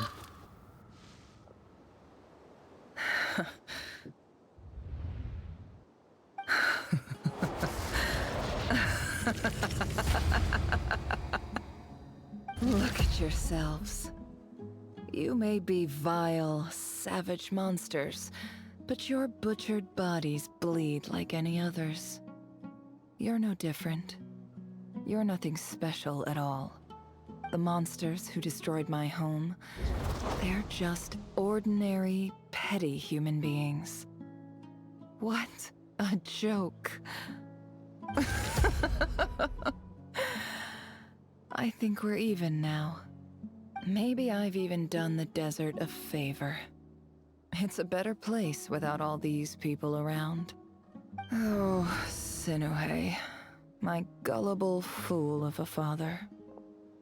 Perhaps if you'd been as ruthless as I was today, our tribespeople would still be alive. In this dog-eat-dog world, a chief needs to be tough to survive.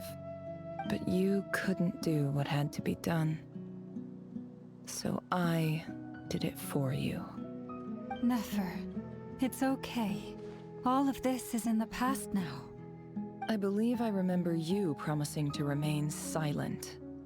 Yeah, but even so... Yehoda, is there anything you can do to ease the tension? Hoda, I know you can read my mind. Meow meow meow meow meow meow meow meow meow meow meow meow meow meow meow meow meow meow. Alright, time for a sharp turn onto a completely different topic. So, anyway, that's enough of that. When are we getting out of this place? Feels like we've been walking forever. I'm getting pretty tired. Oh, Alma, you tired? Yes. If we can find somewhere to sit down, I could certainly do with a rest.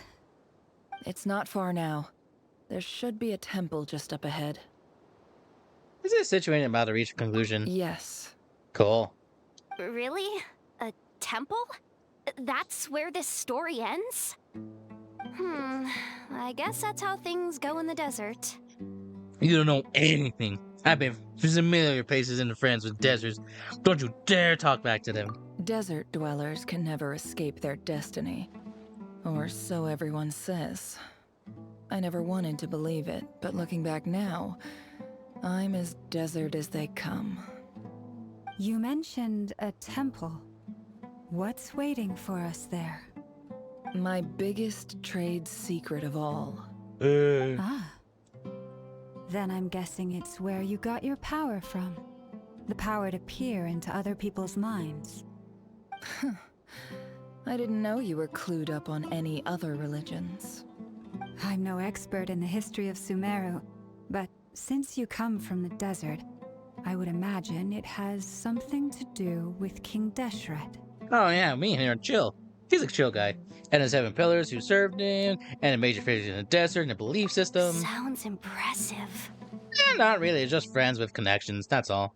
Ah, I know who you mean. General Mahamatra Sino. The spirit of Hermanubis dwells within him. Correct. That's Boss Neff for ya. She knows everything. Sino's hardly a figure of obscurity, but I know about Sethos too. True. What about him? Is he a big deal or something? He's kind of both. Well, he's not a small deal, let's put it that way. You should know your stuff. Please, this is the bare bone basics. Save the flattery. Yeah, you're possibly right. Thanks for your patience, everyone. I'm sure it's been a lot to take in. With any luck, that's our exit just up ahead. Temple. Here we go. Temple run. Do do do do do do. Bum bum bum bum bum bum bum bum bum bum bum. Ah, in a cave. Of course. Wait a minute. I've been to this place before. Yeah, those many pillars, that flower right there, / mushroom. No way.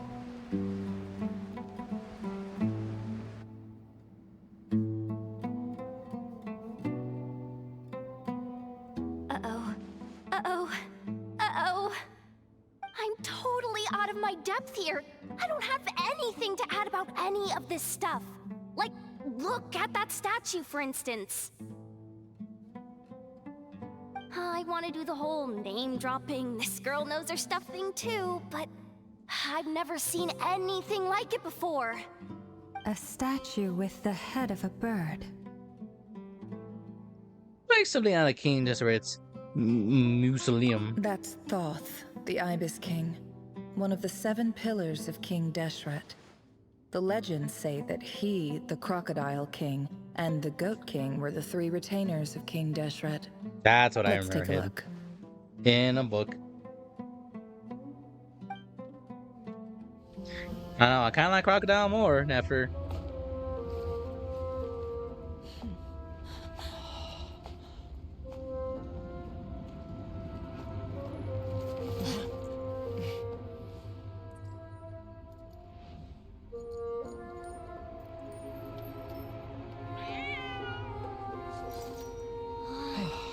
It's just Ashru. So, all is well?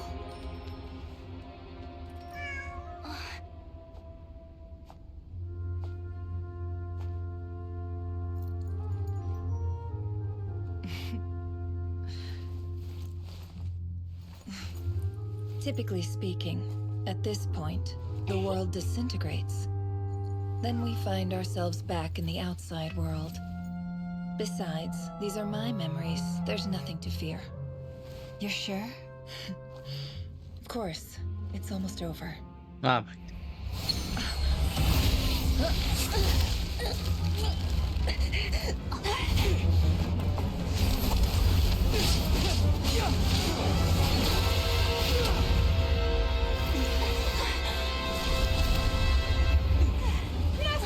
Hold on!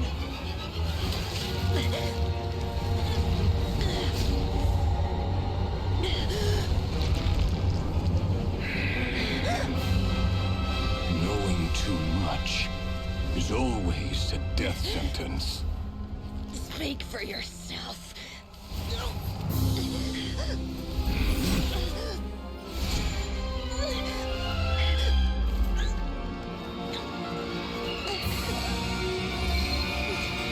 Sure, come out.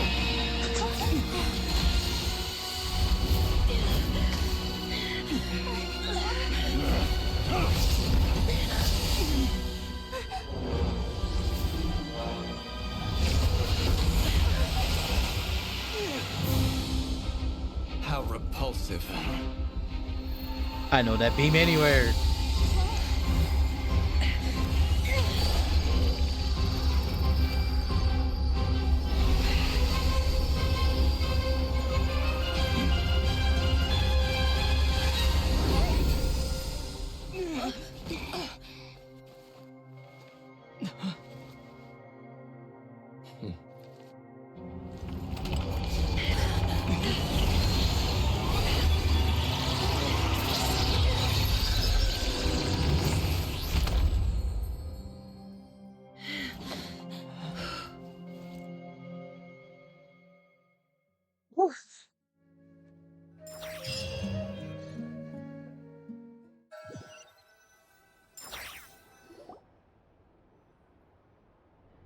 Timed that pretty well, didn't I? Huh? You certainly did. Thank you, damselette. It's okay. I'm just glad no one was hurt. True. Paimon noticed you doing something too, Dainsleif. Were you helping get them out? Of course.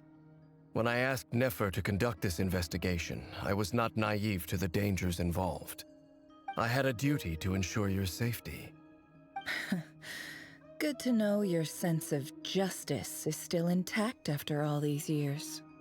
I take that to mean that you saw the truth. That comes as a great relief. Yeah. I certainly did. And thanks to your help, I also managed to trap Rerir inside the chess set. Mm. Whoa, really? How'd you manage that? Well, to be honest, I sensed that something was wrong long before we made it to the temple. By using this fragment to probe into Rerir's past, well, the monster formerly known as Rerir, it seems I alerted him. I was tracking him, then he caught on and started tracking me too. Can't say I'm surprised. But how did he track you through your thoughts alone? That shouldn't be possible. Rerir was a secret agent who reported directly to the Vinster King. He is an expert at finding a trail and hunting down his pursuers. Ah, I see. No wonder. He infiltrated the chess set, read my thoughts, and built a new virtual chess set inside of it. That's why we weren't able to leave at first. Ooh. Speaking of your chess set, it's quite a remarkable item. Would I be right in thinking you have some connection to King Deshret? You overestimate me. I only have a connection with one of his underlings, the Ibis King. Oh, okay. You all saw how this came to be. A long time ago, the Eab massacred my tribe, the Shimti, in our home village. A few years later, I enrolled in the academia, where some new information came to light. The Unut and the Eab fought a bitter battle over the rights to a well, all for the sake of a non-existent 50 million Mora. The Eab ultimately won that confrontation, but their victory came at the cost of almost every warrior in the tribe. The final blow to the Eab came at the victory feast, when an Unut assassin beheaded their chief right before my eyes. The remaining Eab fled and have been scattered to the winds ever since. Right. Having gotten my revenge, I returned to my hometown, where to my surprise, the nearby temple was still standing. There it was, seemingly immune to the relentless hostility of the desert, while my tribal home lay in ruins. As I stood there gazing at the temple, I noticed a cat just outside. This cat, as it turned out, was home to the spirit of the Ibis King. He led me to a gate deep inside the temple, and there he made a deal with me. This chess set is my gift from the Ibis King. The chessboard within is made to the same specifications as the one in the mausoleum of King Deshret, and represents his power of piercing analysis.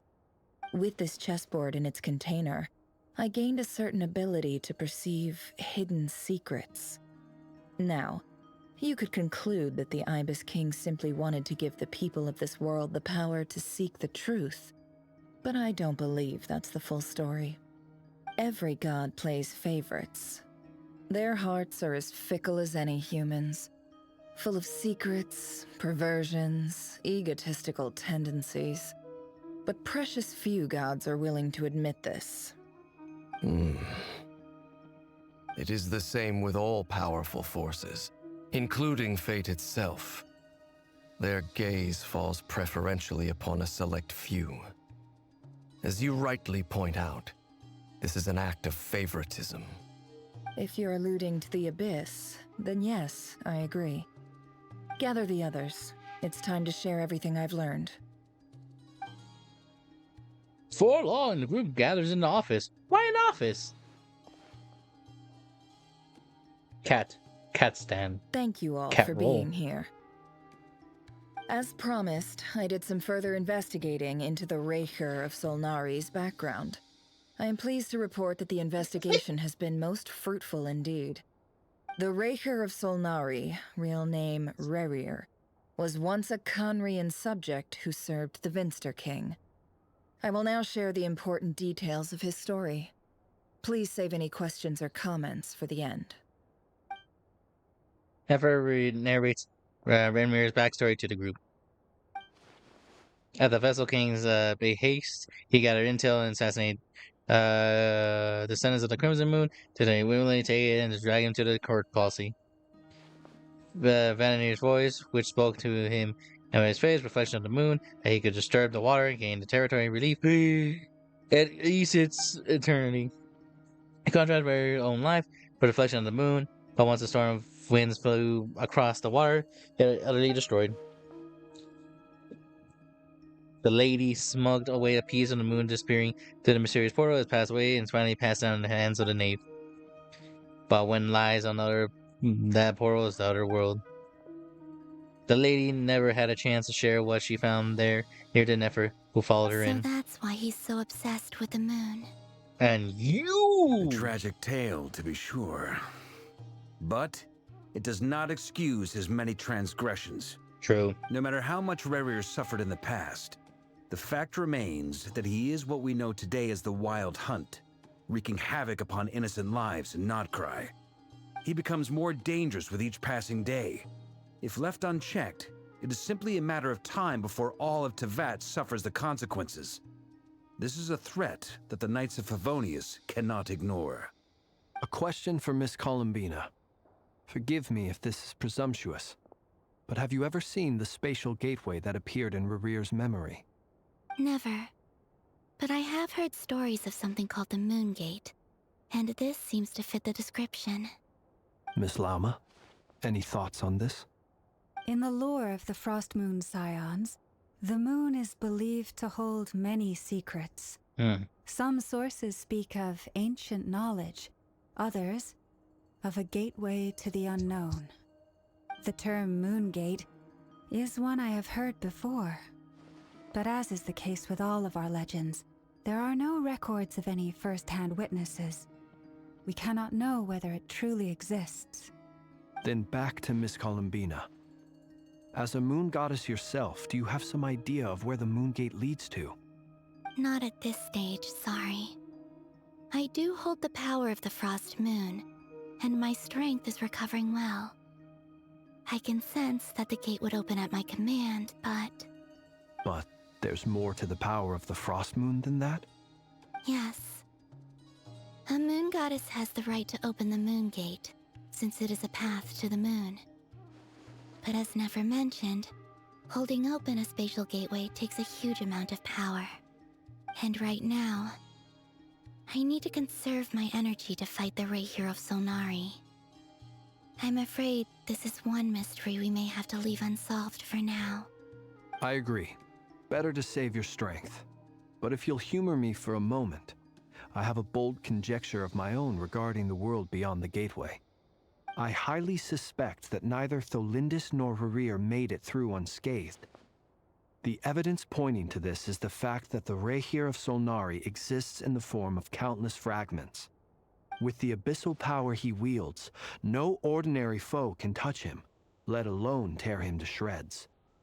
And yet, The Wild Hunt proliferates wherever his scattered fragments lie, drawing hordes of monsters to many different locations across the land. So your theory is that Rerir was physically torn to shreds by some powerful force? Hence, why the Wild Hunt is a distributed phenomenon, rather than a unified one? Makes sense to me.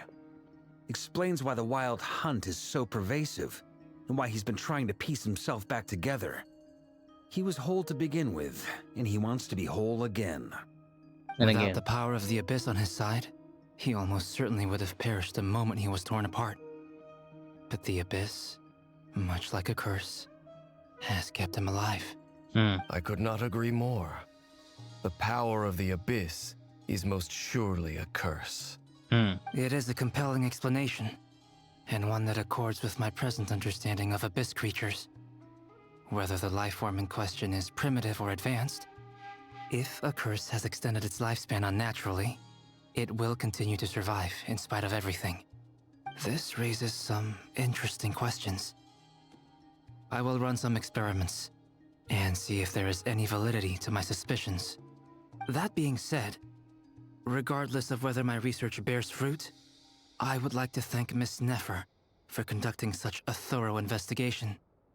Already, it has greatly enriched my understanding of the entity we face. My pleasure, Mr. Albedo. I too hope that the information I have shared today proves useful as we look to formulate the next stage of our plan. Hey! What is it, Dainsleif? You look really upset! it's okay, buddy. We all get it. Mostly I It's get just, when I think of the man I once knew as Rerir, I struggle to understand why things had to turn out like this. it. He just wanted The love. two of you used to be friends, didn't you? I don't know if these words will bring any comfort, but my heart goes out to you. Mine too. We can never know all the hows and whys of the way things are. The moon and stars are full of untold secrets and lies, and the skies are host to many more mysteries than these alone. Yet, none of that can begin to compare with the complexity of human life. Those are the first comforting words I've heard in a long time. Thank you both.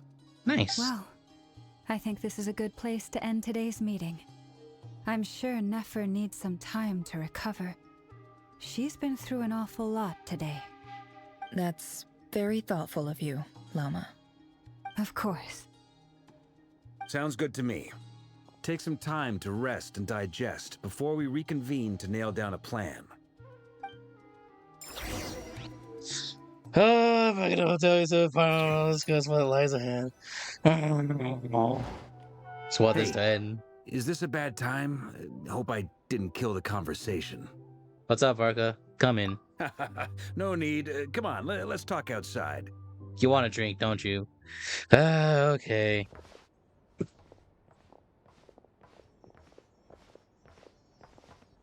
Anyway, Nefer went back to the curatorium to get some rest. But before she left, she shared some things with me that I thought you should be aware of.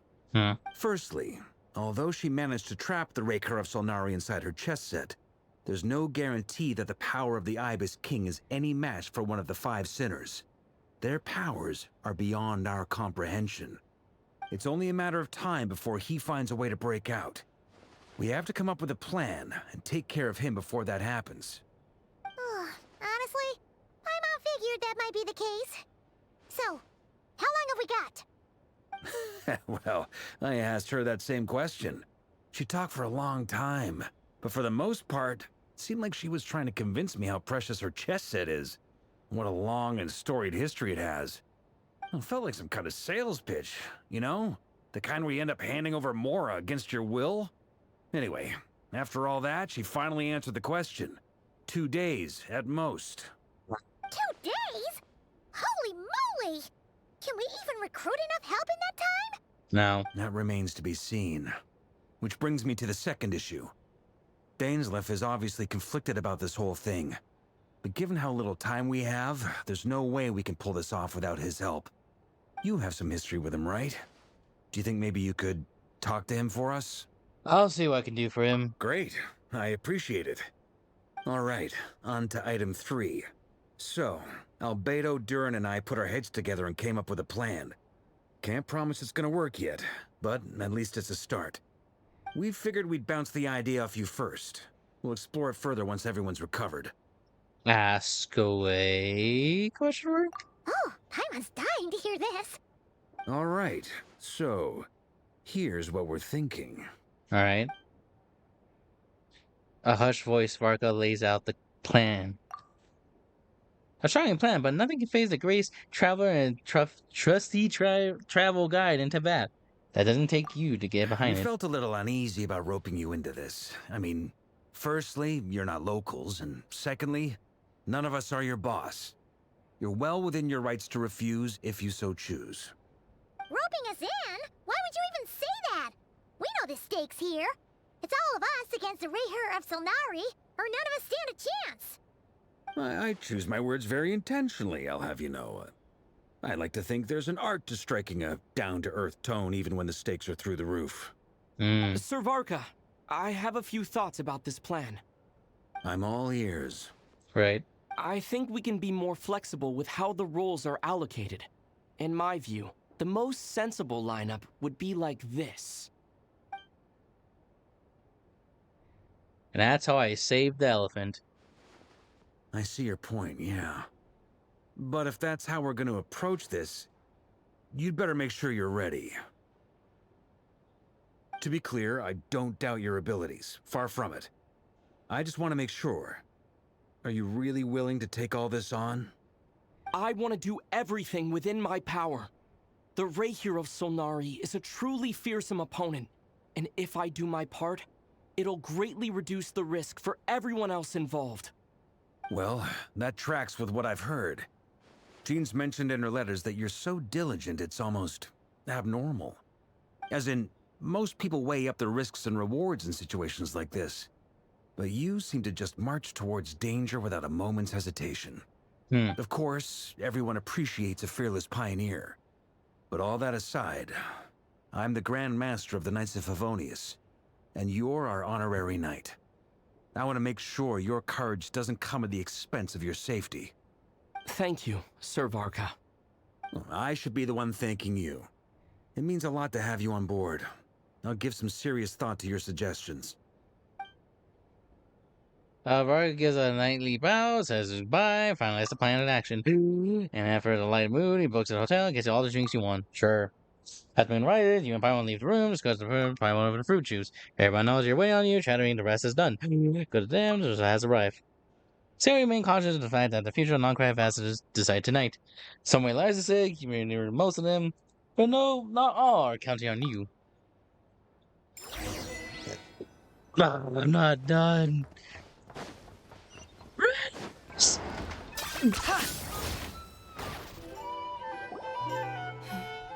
This is a thorough plan, but I do have one last question before we take action.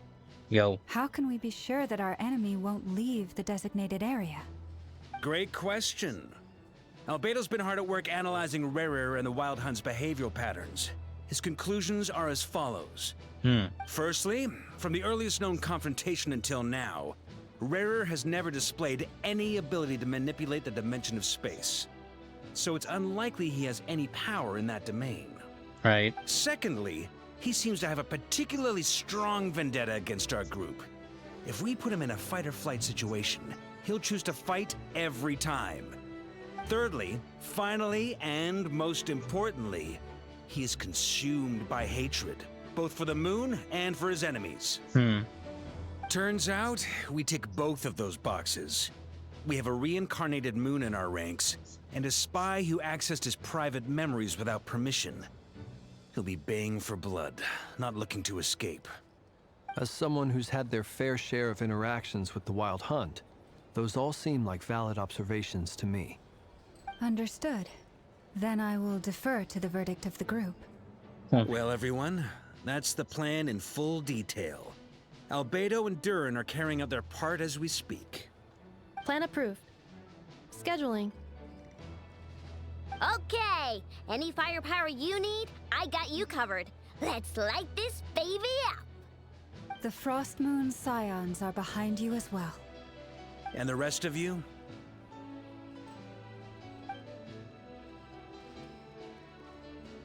No objections? All right. Then it's settled. This is the plan we're going with. Next up, an old tradition of mine. Anyone who wants to back out, now's your chance. Wait, we can still back out of this? Everyone says things they regret, right? I don't want anyone feeling trapped because their mouth said yes before their brain had time to think things through. A very people-first approach. I hear that's common practice in the Knights of Favonius. Max. Who'd you hear it from? D-Luke? Huh? Shh. We don't use people's real names at work. This contact will be known only as Owl, please and thank you. Huh? This plan can only work if everyone does their part. Flint's and I will absolutely support it. We shall indeed. You'll be glad you accepted our help. Also, you are the last person I expected to see here, Miss Dory. It's not often I get called Dory in a work context. My peers usually call me Lord Sangama Bay. So, the longer your name, the higher your net worth. Is that the idea here? In that case, Mr. Flint's here must be worth a fortune. That's right, I know your full name. It's... Grabs knife. The walls are thin here. I'd appreciate you keeping that a secret. Okay, fine. I'm actually only here as a favor for someone else. Do you have any idea how much it would cost to hire me otherwise? Oh, does this mean someone out there actually has the power to boss Dory around? Nahida? It most certainly does not. We have a long-standing and mutually beneficial business partnership. She's actually the mom of a friend of yours. Said mom supplied me with a great little trinket, but now that lady's ruined everything. If I don't start building a little goodwill now, my whole business in Nodcry is gonna go down the drain! Is it Alice? Okay. So what exactly is so special about this pendant? It's a lucky charm that a great mage made for me. We have a business relationship, and she was worried that something bad might happen to me. So, she wanted me to have something that can store power to protect myself with. I finally got it all fully charged up with Kovaki, and then never went and used it all up at once! Never lost so big in my life! You're right. It was all my fault. I didn't mean to drain all the Kuvaki in the pendant, but I'll make it up to you. You will? Well, in that case, how about you give me your chess set, and we call it even? I knew you'd say that. Well, it's yours if you want it. In fact, take it now, and I'll even throw in a free Raker of Solnari. Deal? You're putting me in a difficult position here. It's a very useful thing to have around, but I have a funny feeling it won't be around much longer. I guess we'll see in a couple of days. Looks like bankruptcy for me. Hey, don't be so pessimistic. See this through and you never know. You might find a new business opportunity on the other side. With the enemy! A fashion, face and plan, chasing once more, started at work. Here's why I'm checking on others. Oh my.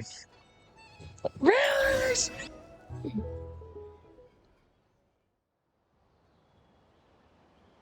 Please, I want to be free. Oh, let's go see Dory. You really are a wonder.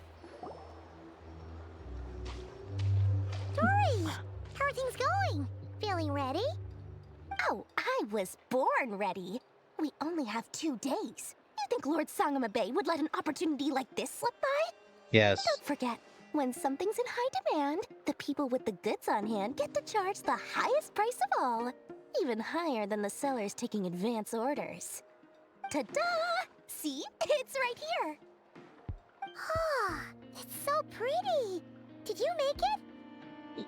I have no idea what you're skilled with your hands. No, I have a supplier. We go way back, so he made me a very attractive offer. Aha! No wonder you were talking about lucky charms at the meeting. You've been getting Kaveh to make them for you. That's not the full story. It actually started a while back as a project between me and the Dendro Archon. Cool. Mage Alice once warned me that this world won't stay safe forever. There may come a day when everyone faces a great crisis. I passed this on to the Dendro Archon, and she secretly brought together a research team made up of Sumeru's top scholars to invent a technology that could keep people safe. I won't go into the details because it's all very complicated, but if you want to know more, you can ask the Dendro Archon about it sometime. Fair. Anyway, point being, it was the Dendro Archon who asked Kaveh to build this little contraption. As one of the top Kashara War talents, he was the obvious choice. Took him long enough. He stressed over it for ages. Must have gone through at least a dozen designs before producing a final product. But that's Kaveh for you. Yeah, that's fair. Barak delivered it to me a couple of days ago, along with a letter from Kaveh. Could I ask why I'm sending this technology to you? What's your proposed use case? Has it been approved by the relevant authorities? Gosh. So nosy. My fault for sending him the research permit to begin with. Surely Nahida must have told him you were involved in this project. He was probably just nervous because you're always so secretive about your business. Could be, could be. Anyway, I just replied, let's hope there never has to be a use case, because it would involve grave danger. Fair enough. But it sounds like he was just being cautious. He probably felt responsible as the one who made it. Or maybe he was asking as a favor for his housemate. He's done that before. Not sure why, though. His housemate doesn't seem to really care that much about this kind of stuff. Don't talk about Either his way, boyfriend like that. All's well that ends well. I'm just glad to finally have my hands on the product. I wouldn't want to be without it, given the potential dangers that lie ahead. And your businesses. Huh? What does that look mean? Paimon's just super surprised. This must be the first time we've ever seen you actually get serious about something. This is not the Dory we used to see. Well, a long time ago, I made a promise to myself. I promised that I was gonna live every day of my life with a big beaming smile. Obviously, Mora plays a big part in that. But there are always gonna be times in life when you have to give something back. That could mean paying back a debt, returning a favor, or showing some kindness. Alice has been a huge help to me over the years. She was the first investor I ever had. And I want my investors to know that Lord Sangamabe is the best in the business. And more than that, no one knows what the future will bring. Whatever happens, I want to make sure the Dendro Archon and all of Sumeru is prepared to face whatever comes. So back to the pen. You never intend to ask for it back, did you? Oh, that? I was just making sure Nefer and I are square. Don't be thinking it was some sort of benevolent act. I'm no saint, so don't treat me like something I'm not. My priority is doing the business that I want to do. So long as my conscience lets me, but it usually does. That's the Lord Sangamabe business model. Alright, if you say so. I do say so, and that's the whole point. I'm a businesswoman. Don't go trying to figure out what kind of person I am. You'll exhaust yourself. Much easier for everyone involved if you just take my word for it. Oh, and could you two help me get this stuff where it needs to be? Thanks so much. You're my favorite assistants.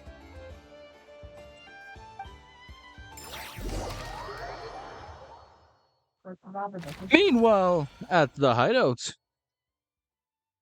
I'm in the islands.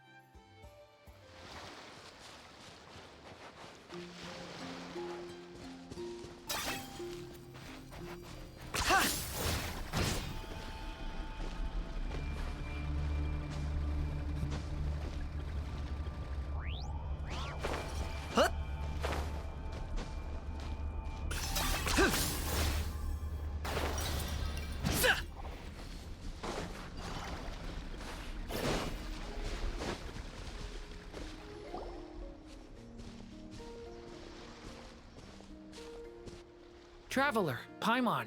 It's good to see you. What's up, nerds?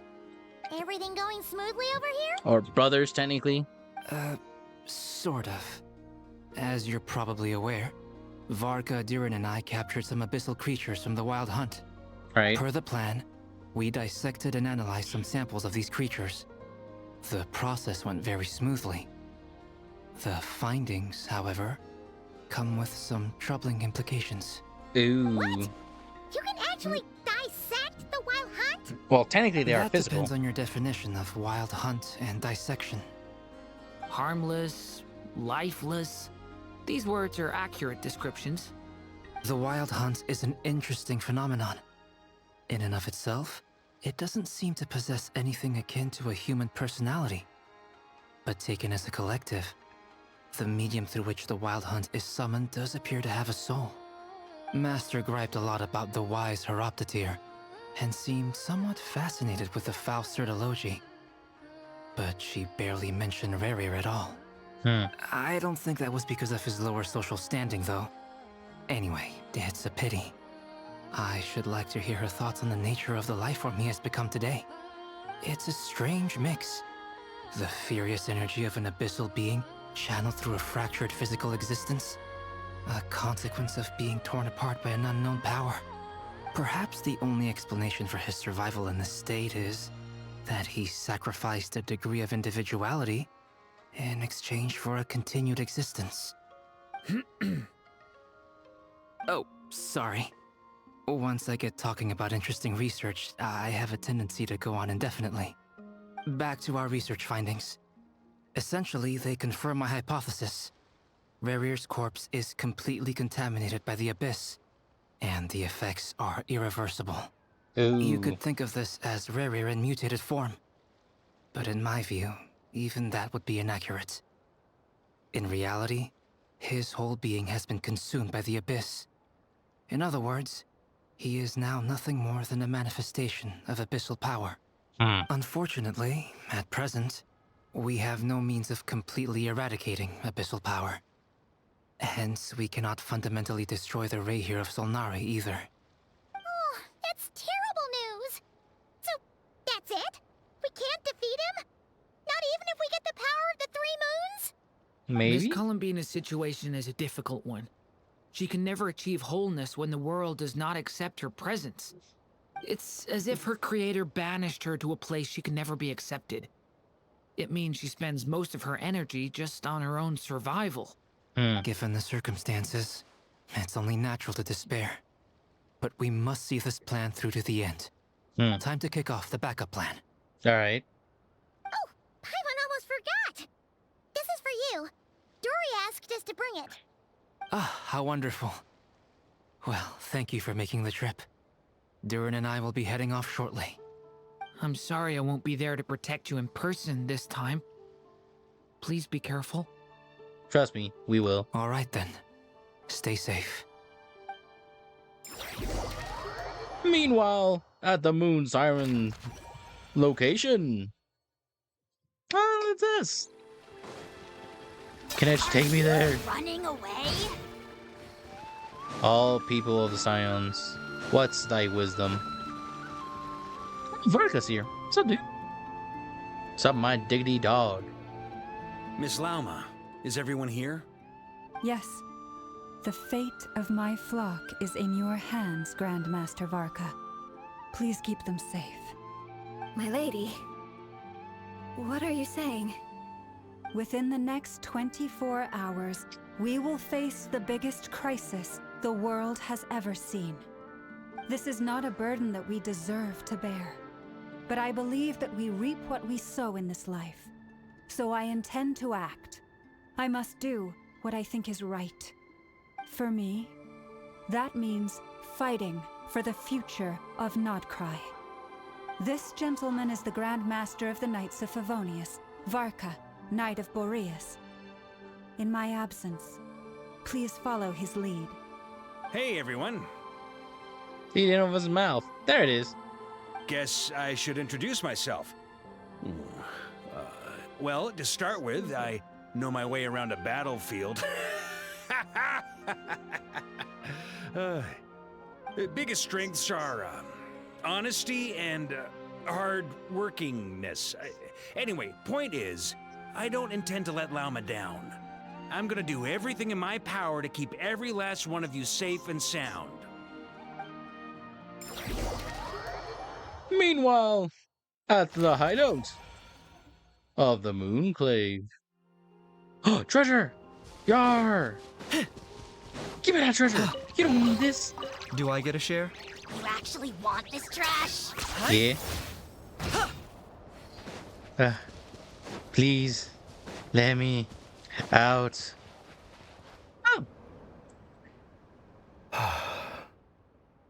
Something on your mind? Miss Columbina, was it?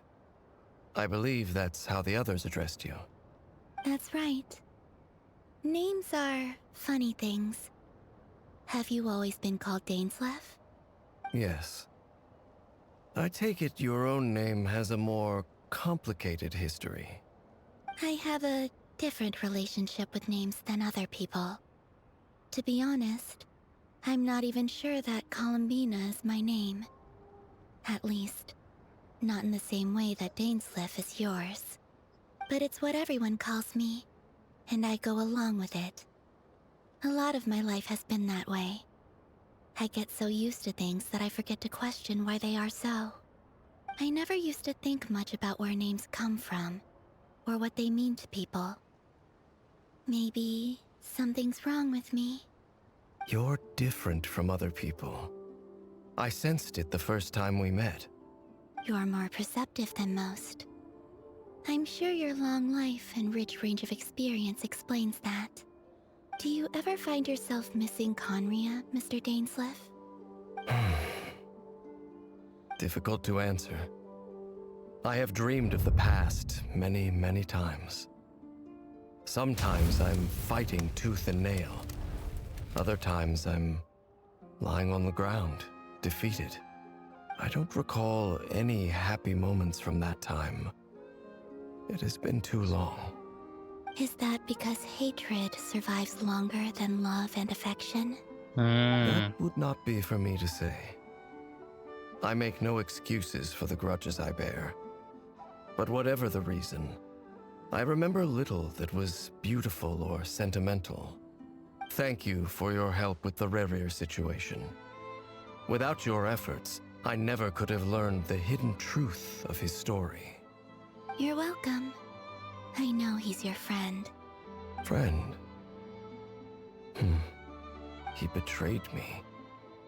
And I never really understood what he was going through in life. Some friendship, that is. Okay. So, do you plan to fight him with us? You see, you're torn. Now you know what really happened. You see the things he's done in a new light. I need some time. Of course. I completely understand. Anyone else in your position would feel conflicted too. Actually, I went through something similar myself recently. Something happened that changed my perspective on a situation. A situation I took for granted at the time, but now I feel very grateful for it. You mean the Harbingers who still support you, even though you've left the Fatui? Yes. I always thought they were only helping me because Harbingers are forced to work together. But then I abandoned them. A warrant was even put out for my arrest. And even now, they still support me. Which means I was wrong about them all along. Clearly, they view you as a friend. I feel a little guilty now. I regret not seeing her help for what it was, and not treasuring it. I see the guilt that you're feeling now, because I feel it too. Hopefully, talking about it will do us both some good. Have you noticed that the Traveler and Paimon are over there? I think they've been listening. Huh. Shall we say hello? Sure. Hello.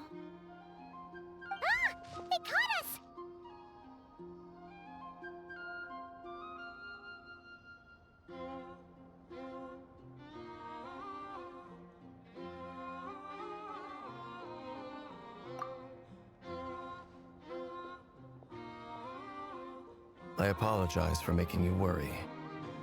No doubt you wish to know where I stand on the plan to take down the Raker of Solnari. I'm afraid I need a little time, but I will seriously consider joining you. You will? Oh, thank you so much! Kinda Everyone will be figured, so buddy. grateful to hear that. They needn't be. This was something that I was going to have to face up to eventually. And now you have friends. That doesn't matter to them. They're grateful to you regardless. Cool. You can't control their gratitude, so just accept it. And then, have a think about whether you're willing to join us. Into space. Into space. Meanwhile, at the reunion. It's nearly showtime. Let's go rendezvous with the others. You know the place. Oh my gosh, let me be free. Release me! I know with fish. Can it chill up a bit?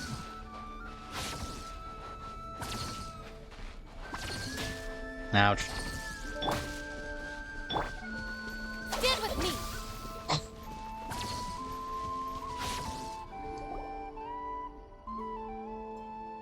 Ah, you're earlier than I expected. What do you mean? We have to fight. Blitz, been waiting here long? Not too long. I came a little early so I'd have some time to think. Are you nervous about the battle? Quite the opposite. I'm reminiscing on my past battles. When I was awakened by the Ratniki, I had not touched a weapon in many years. I felt like the battlefield was not where I belonged. Oh. But after waging war against the Wild Hunt for so long, I came to realize something.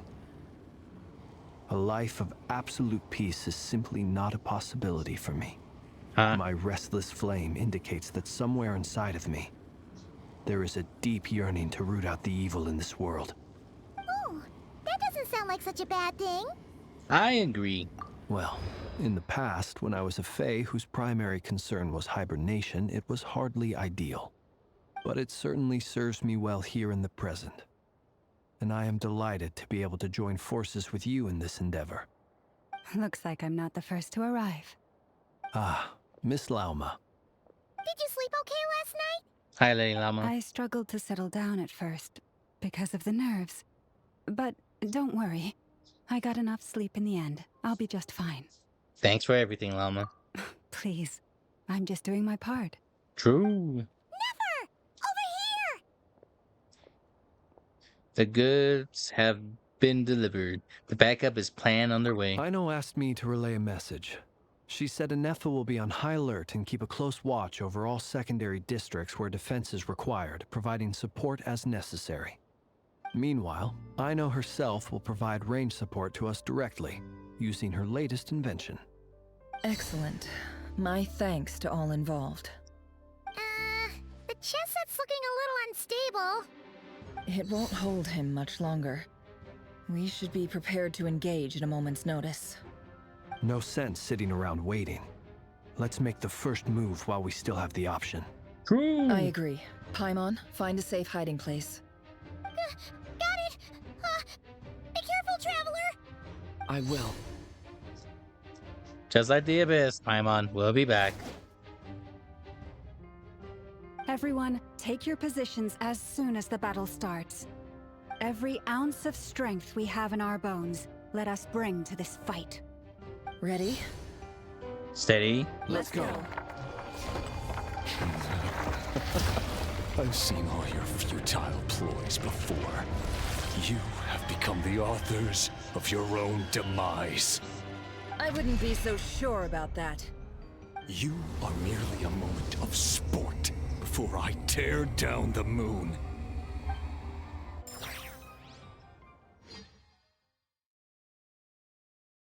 Wow, pretty. Oh my gosh, we're here. Aina? Moonlight. Stay on your toes. Great moon. Yep, you too. Agree. The moonlight. Water is gun. all futile. Observe. Move. Chloe. Pathetic. Oh my god, please. Steady now. Be silent. To dust. Can't hide the truth. No more lies. Moonlight betrays you. Leave this place. Seek within. Observe. Hello? Ow. Night falls. Can't hide the truth. No more lies. Flash of the moonlight. Water jet! Close your eyes. Keep your peace silent. Observe. To dust. Can't hide the truth. The deception ends here. For the everlasting forest. Close. Are you quite finished?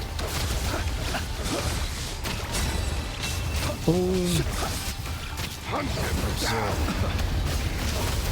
To dust. Water jet. Whirlpool. Began with the moon, and so shall it end. The moon will protect you. Close your eyes.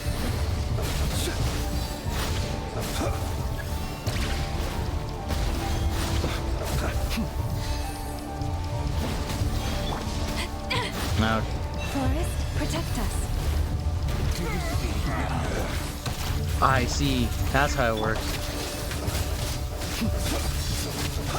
Vanir, when will it be as you foretold?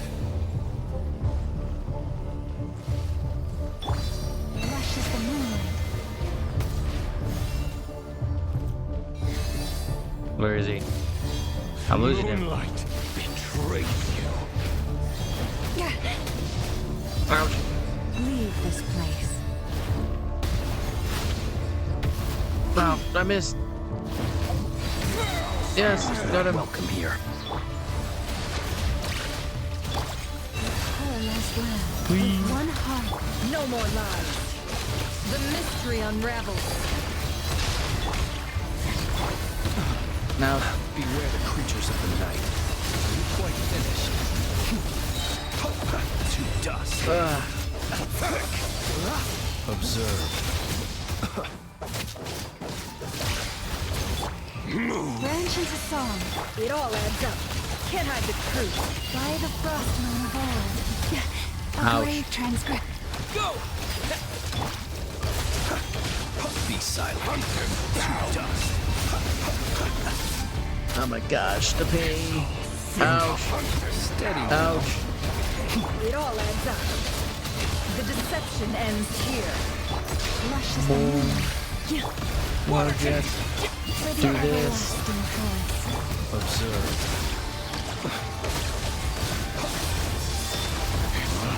Ouch. Night falls.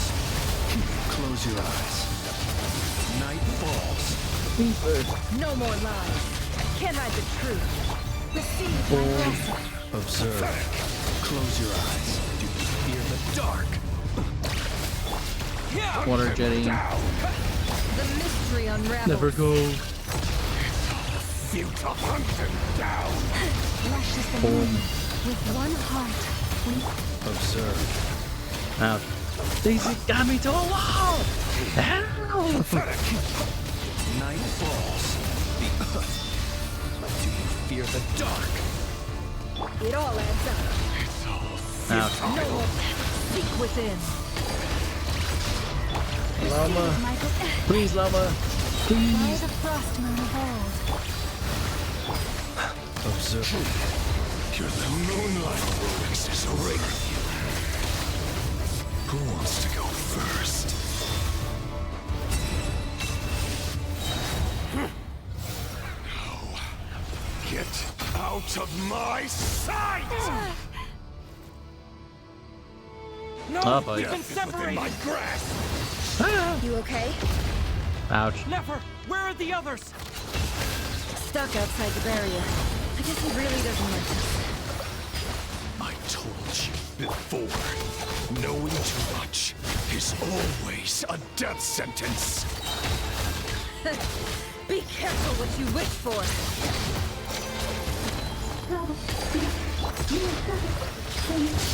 Lama! Can you hear me? Hold on. Go, water jet. The voices are gone. But at least I know they're still there. I need to focus. Stick to the plan. Ouch. Remember my most important task. Just keep stalling. If I can stall for long enough, the moment will come. Oh my god, you're being a bitch. Ah!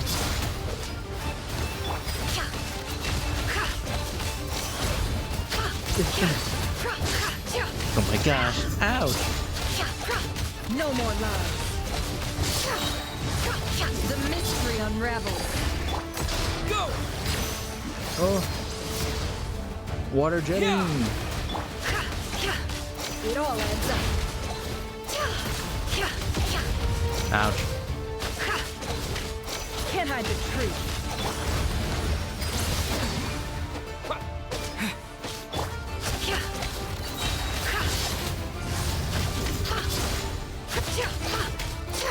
Bombs away!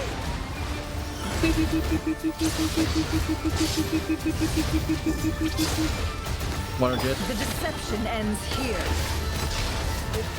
Shameless. Ouch. No more lies.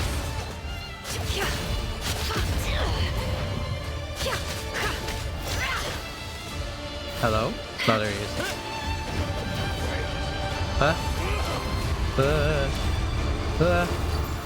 1, 2, 3.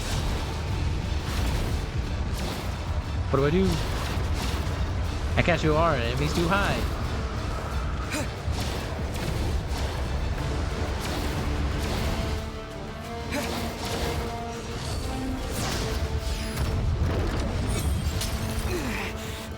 Shield's broken. Can't keep this up. Ouch. Don't Ouch. push your luck. That's what we call damage, baby. Ouch.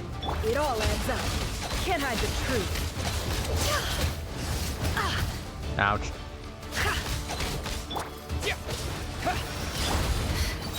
No more lies. Water. Seek within. It all adds up. Ah, come on, please. Damn it, be free. Release me from this prison. Free me from my time. Ouch. Ouch.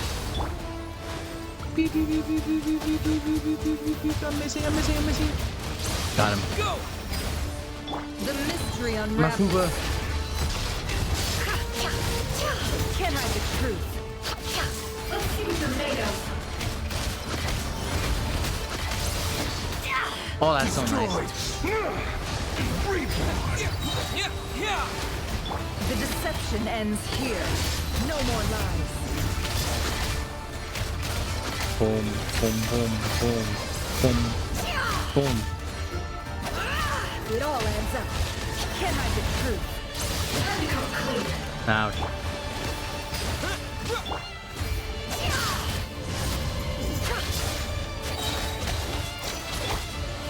Water. Oh my gosh, I've been going at this for years. When will this end? Seek within. That's the game never in. Haha, very funny, chat. Very funny. No more lies. Time to come clean. Absurd. Water jet! It all adds up.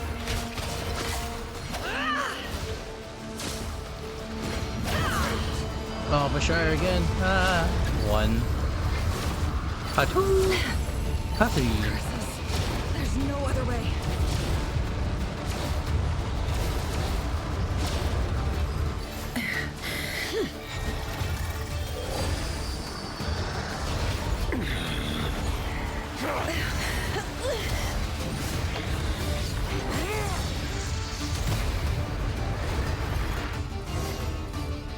Oh shit. The only way to defeat Rarer is to borrow his own power. That means Columbina will have to disappear while you two bear the brunt of his attacks. You have to hold on. Find a way to keep him focused on killing the two of you.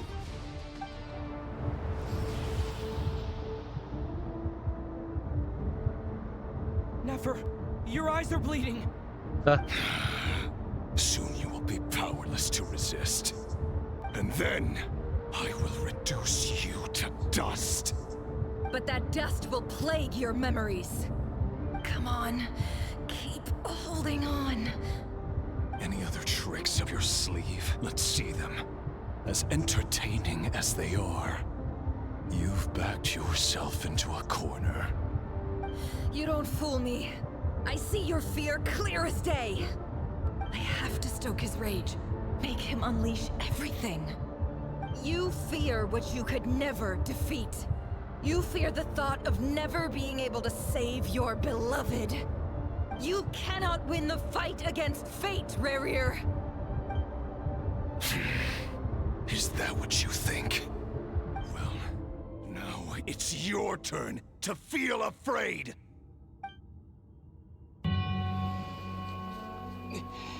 You fear the sound of your own name? Is it us you hate? Or is it what you've become? Let's see what becomes of you!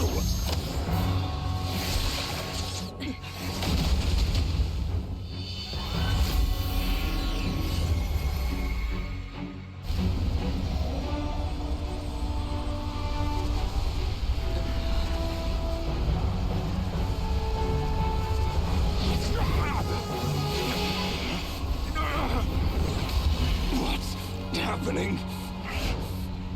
That power. I've seen it before.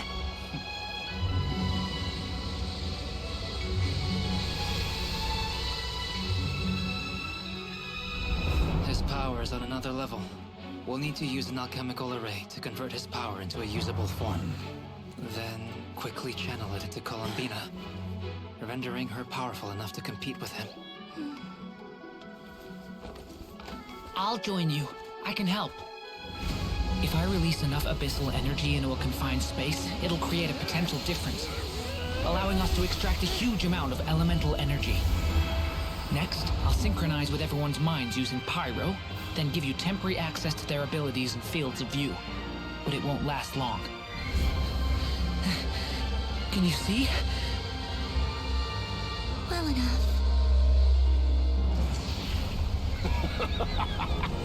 So, we have a student of Gold Rheindotter in our midst. How about that?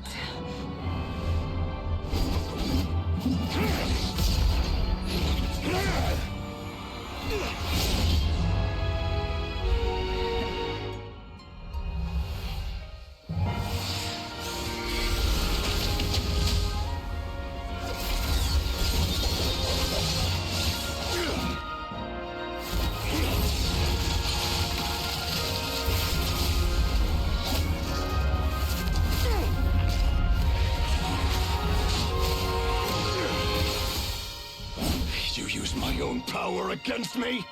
Just like how you stole Kuvaki. Look familiar?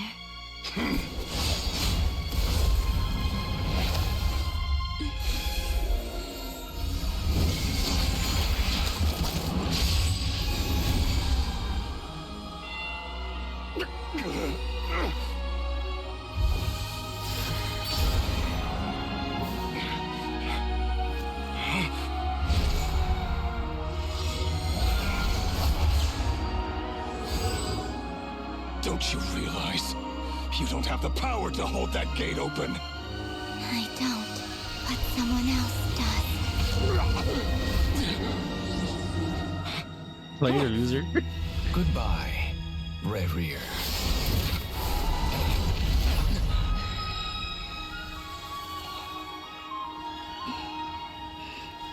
We won.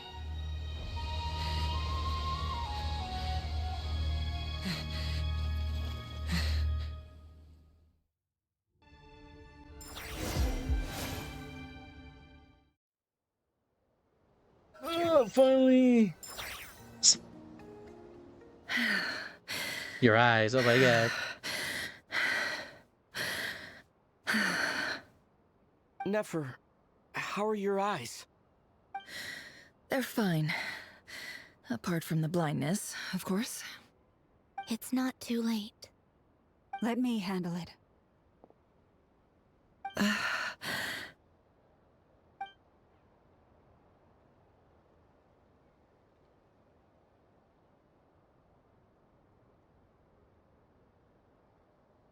Cure for blindness.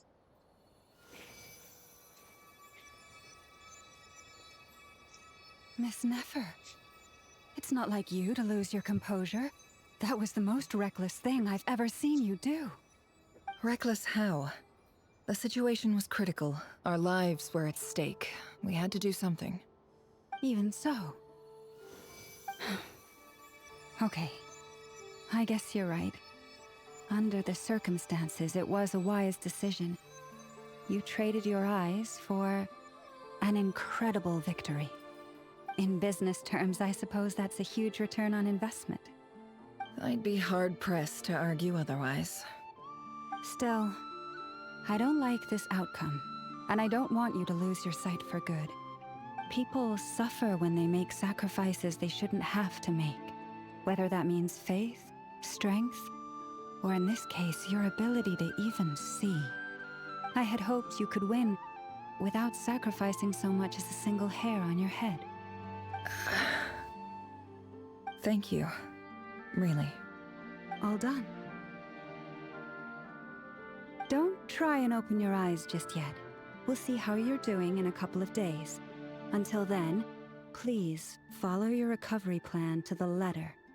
I'll send full details through Yehoda. For now, just get yourself home, relax, and rest. My dear friends, we have fought bravely and achieved a spectacular victory. A dark cloud has been lifted from the skies of Nodcry. All in this land will be grateful for what you have done. The moon will remember this day. Thank you both. Jehoda shows up to help Nefer to home, and you, of course, have Paimon to escort back. The sight of Nefer navigating the road with her eyes closed is new for you. She proceeds cautiously, but as her silhouette disappears into the distance, you notice seems something smug. There's something I want to let you know. Sup. What is it? When Durin connected everyone's minds so I could access their powers, I also felt everything they felt. And since Nefer's eyes were injured, my eyes are hurting now too. No. Hold on. Let me try. I only feel the pain.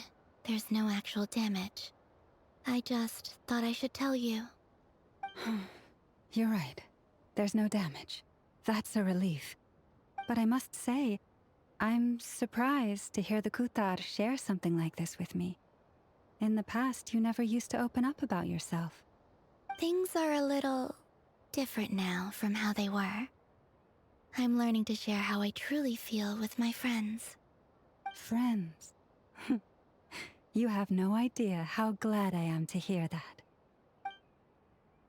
You can't help but break out a smile with the word friends, as warm and fuzzy you feel in your chest. One by one, your fellow teammates report in to inform you everything under control. Lama's instance, you lie down, you fall up front line against rear. Now you need to rest. ... Yay!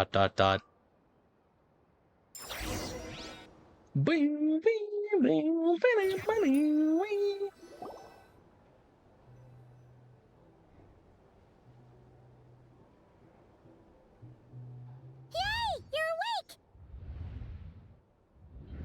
What's up, Paimon? How are you feeling? Any aches and pains? Did you sleep well? I'm doing all right, Paimon. No need to worry about me. Phew! Well, that's good. Paimon's been sitting on the edge of the bed worrying about you for ages. You slept a whole day and night. Poor Paimon had to eat all by her lonesome. Glad to hear you didn't starve. How was the food? Well, it wasn't the same without you there to share it. Honestly, Paimon just can't relax when you're not your usual self. She couldn't enjoy the food and settle down to sleep. Well, I'm back to normal now. Oh yeah, and Albedo swung by earlier. He said to tell you to head to the tavern when you woke up. Varker and the others are organizing a victory feast, and they want to celebrate with you. Oh He my. also dropped off some medical supplies, but you seem fit as a fiddle, so guess you won't be needing those. If you're feeling up to it, let's head over now. Wouldn't want to keep them waiting. Oh my gosh, please release me. I just want to be free.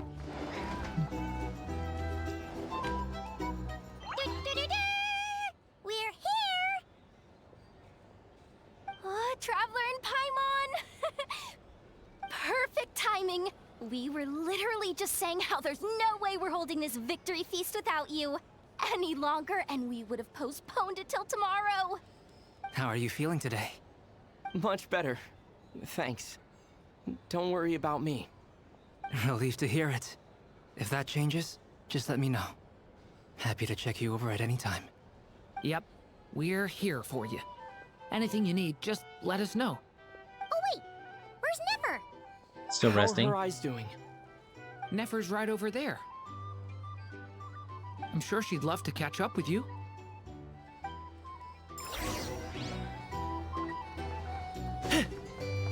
Are you okay, Nefer?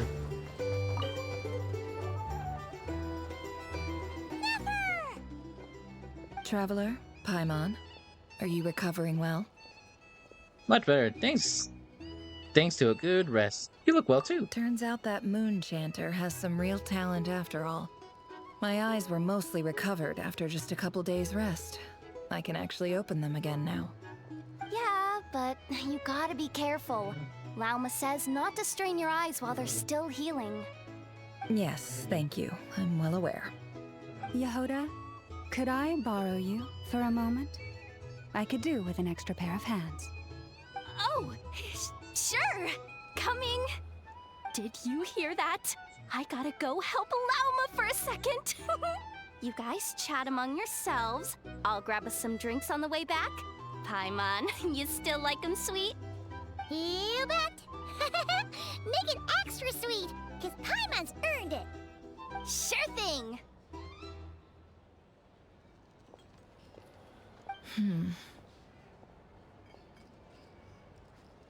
What's on your mind? The Raker of Solnari. Kind of a snake, don't you think? Or of a wolf in my mind. No, definitely a snake. A poisonous one who spewed his venomous hatred everywhere. Anyone who seeks revenge out of hatred for other people has become a snake. That's something my dad used to say. I guess he didn't like seeing people go down the path of vengeance. Perhaps. I'm sure it sounds like a very wise and open-hearted perspective to your ears. But me? I think hatred is a perfectly justifiable emotion.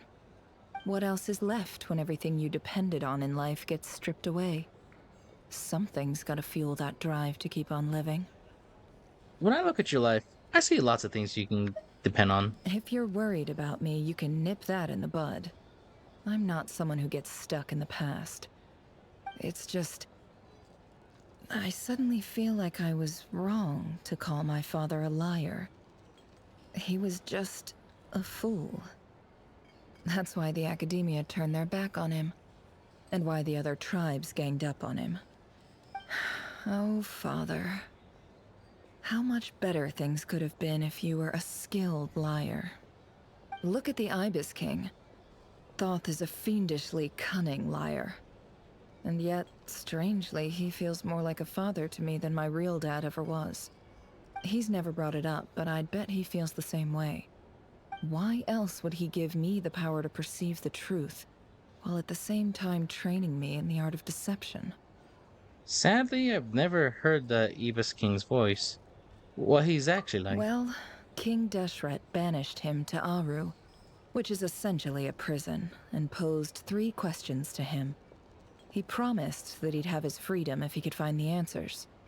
His response was to take on a physical form and approach me, hoping that I could become his envoy and search for one of the answers on his behalf. Did he really think I'd fall for that? He's stuck there. He can't make me return what he gave to me. Sounds like he was nice enough to you. So that's enough for you to decide he's nice, is it? He's a prisoner, and he was scared. So he decided to perform some good deeds to win people's approval. He lives in fear because he's a deceiver. How is Rerir any different? You can't work as a spy your whole life and expect a happy ending. It's preposterous. Yet I can't say I don't understand it. Liars live in the darkness of their own making. But it's still human nature to want to go on living. They say that a liar's soul is the most worthless thing in the world. What do you think? Oh, really? Well, it takes a very kind person to find compassion even for liars. If you ask me, the soul of a liar really is worth nothing. Because all they care about is themselves. For example, when something good falls into my lap, I don't go sharing the news around. Stops other people trying to steal it from me. I have a feeling some people over there may have overheard that. So be it. They have sharp ears. I can't keep anything from them. Is that why you're saying what you warmed up to everyone? Oh, is that what it looks like? Well, it looks like you're starting to see us as your friends. Well, you all know my past now. And I can't simply eliminate everyone who knows too much. So I guess I just have to put up with you. For the foreseeable future, at least. When you find yourself in a situation you can't control, the safest play is to keep calm and start monitoring everyone involved like a hawk. In the intelligence world, you need to have a sense of perspective and play your hand accordingly. If you understand what's at stake, please ensure my secret is safe with you. I trust you'll respect my wishes as a friend. But don't forget, I will also be watching you like a hawk. Whatever you say, Mama. Very good. Oh wait! Now that the panic's over and we've all calmed down, Paimon suddenly remembered something. What's up? After all that build-up, our mystery ally never showed up even once!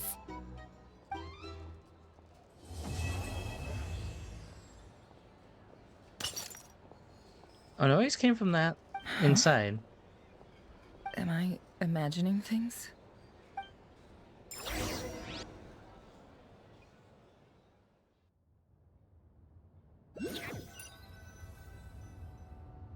So, that close colleague who stayed behind with you? What's he been up to recently? Don't know, don't care. I get more normal human interaction from hanging out with Bosco 2 than him. Although, now you mention it, he hasn't bothered me in a while. I wonder if... If he's disappeared without a trace, it's the biggest gift he ever gave to the world. But I somehow doubt that's what's going on.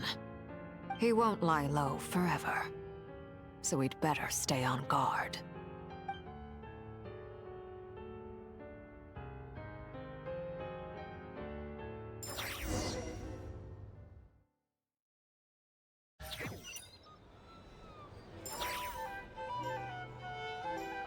Oh, I gotta hear more talks. Alright, Ever, what you got?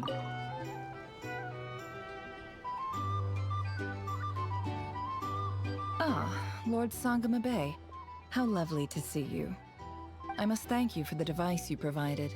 It was an enormous help. Would I be right in thinking that it was developed by the Academia? Why come and ask me when you clearly know already? I mostly came to thank you. That's more like it. A little gratitude goes a long way with Lord Sangama Bay. Play your cards right, and you might even stand a chance of becoming my long-term supplier. The chance to work with such a kind and charitable investor as yourself would be a great honor for the Curatorium. Huh? Charitable? Who said anything about charity? First time hearing about it. Let's see. The first plot of land you purchased in Nodcry, your desert interests, and... Stop! What do you think you're doing? Exposing my investment history! It's nothing to hide from. They're all perfectly legitimate investments. And some of the land you purchased was with the intent of building a sanctuary? Yes, I heard about that too. How did you... You're a curious case, Lord Sangamabe. You don't like people finding out about your good deeds, do you? But I'm afraid no matter how hard you try to keep things under wraps, where there's a will, there's a way. You did it for Sumeru, didn't you? It was empty land that was gonna go to waste otherwise. I figured if I built something there, it might at least get some use in an emergency. Disasters are capricious things. They strike without any warning. I've lost family to a disaster before, and I don't want to lose any friends or business partners if I can help it. My elder sister used to dream of finding a sanctuary. Somewhere with plenty of food, water, and medicine. Where everyone could live happy lives. It was something I looked into, but after discussing things with the Dendro Archon, I decided on a more effective strategy. The tech people handled the tech, and Moneybags provided the Mora. It just made the most sense. It's a pity that so few people know the truth about you. Everyone says that you view everything in terms of Mora, and all you care about is growing your own wealth. So, what's the problem with that? Everyone wants to be rich. It's human nature. So yes, I love Mora, and it's nothing to be ashamed of. But surely you have dreams of your own, beyond just making Mora. You don't get it, do you? My dream is to invest in other people's dreams. And, you know, make a nice little slice for myself along the way. Just thinking about it makes me happy. That sweet, sweet sound of Mora. Thank you. For the device? And the pendant. Oh, that. I was just returning a favor. Don't worry about it. Seems like we've both been away from home for a very long time. Yeah. So long that I barely remember what my family even looked like. That would be your mother, father, and sister? Yeah, though it's been years since my sister passed away. It's not like I want to forget them, obviously, but memory can be even more ruthless than the most calculating business person. Beyond a certain point, if something isn't helping you, it just gets rid of it. My sister can't help me now. Slowly but surely, her face is fading from my mind's eye. It's become a vague impression. Not everything will fade. When loved ones pass away, the beautiful memories are the ones that last the longest. Yeah, that's true. If you ask me, that's the one silver lining in all of it. Well, that, plus, I'm sure that life is much better now than it was back then. Oh, absolutely. I have tons of Mora, a big beautiful house, business is booming, and I'm as happy as can be. You've got a lot going for you too. Boss of the Curatorium of Secrets? I'm sure there's plenty of Mora to be made in that line of work. I appreciate the vote of confidence.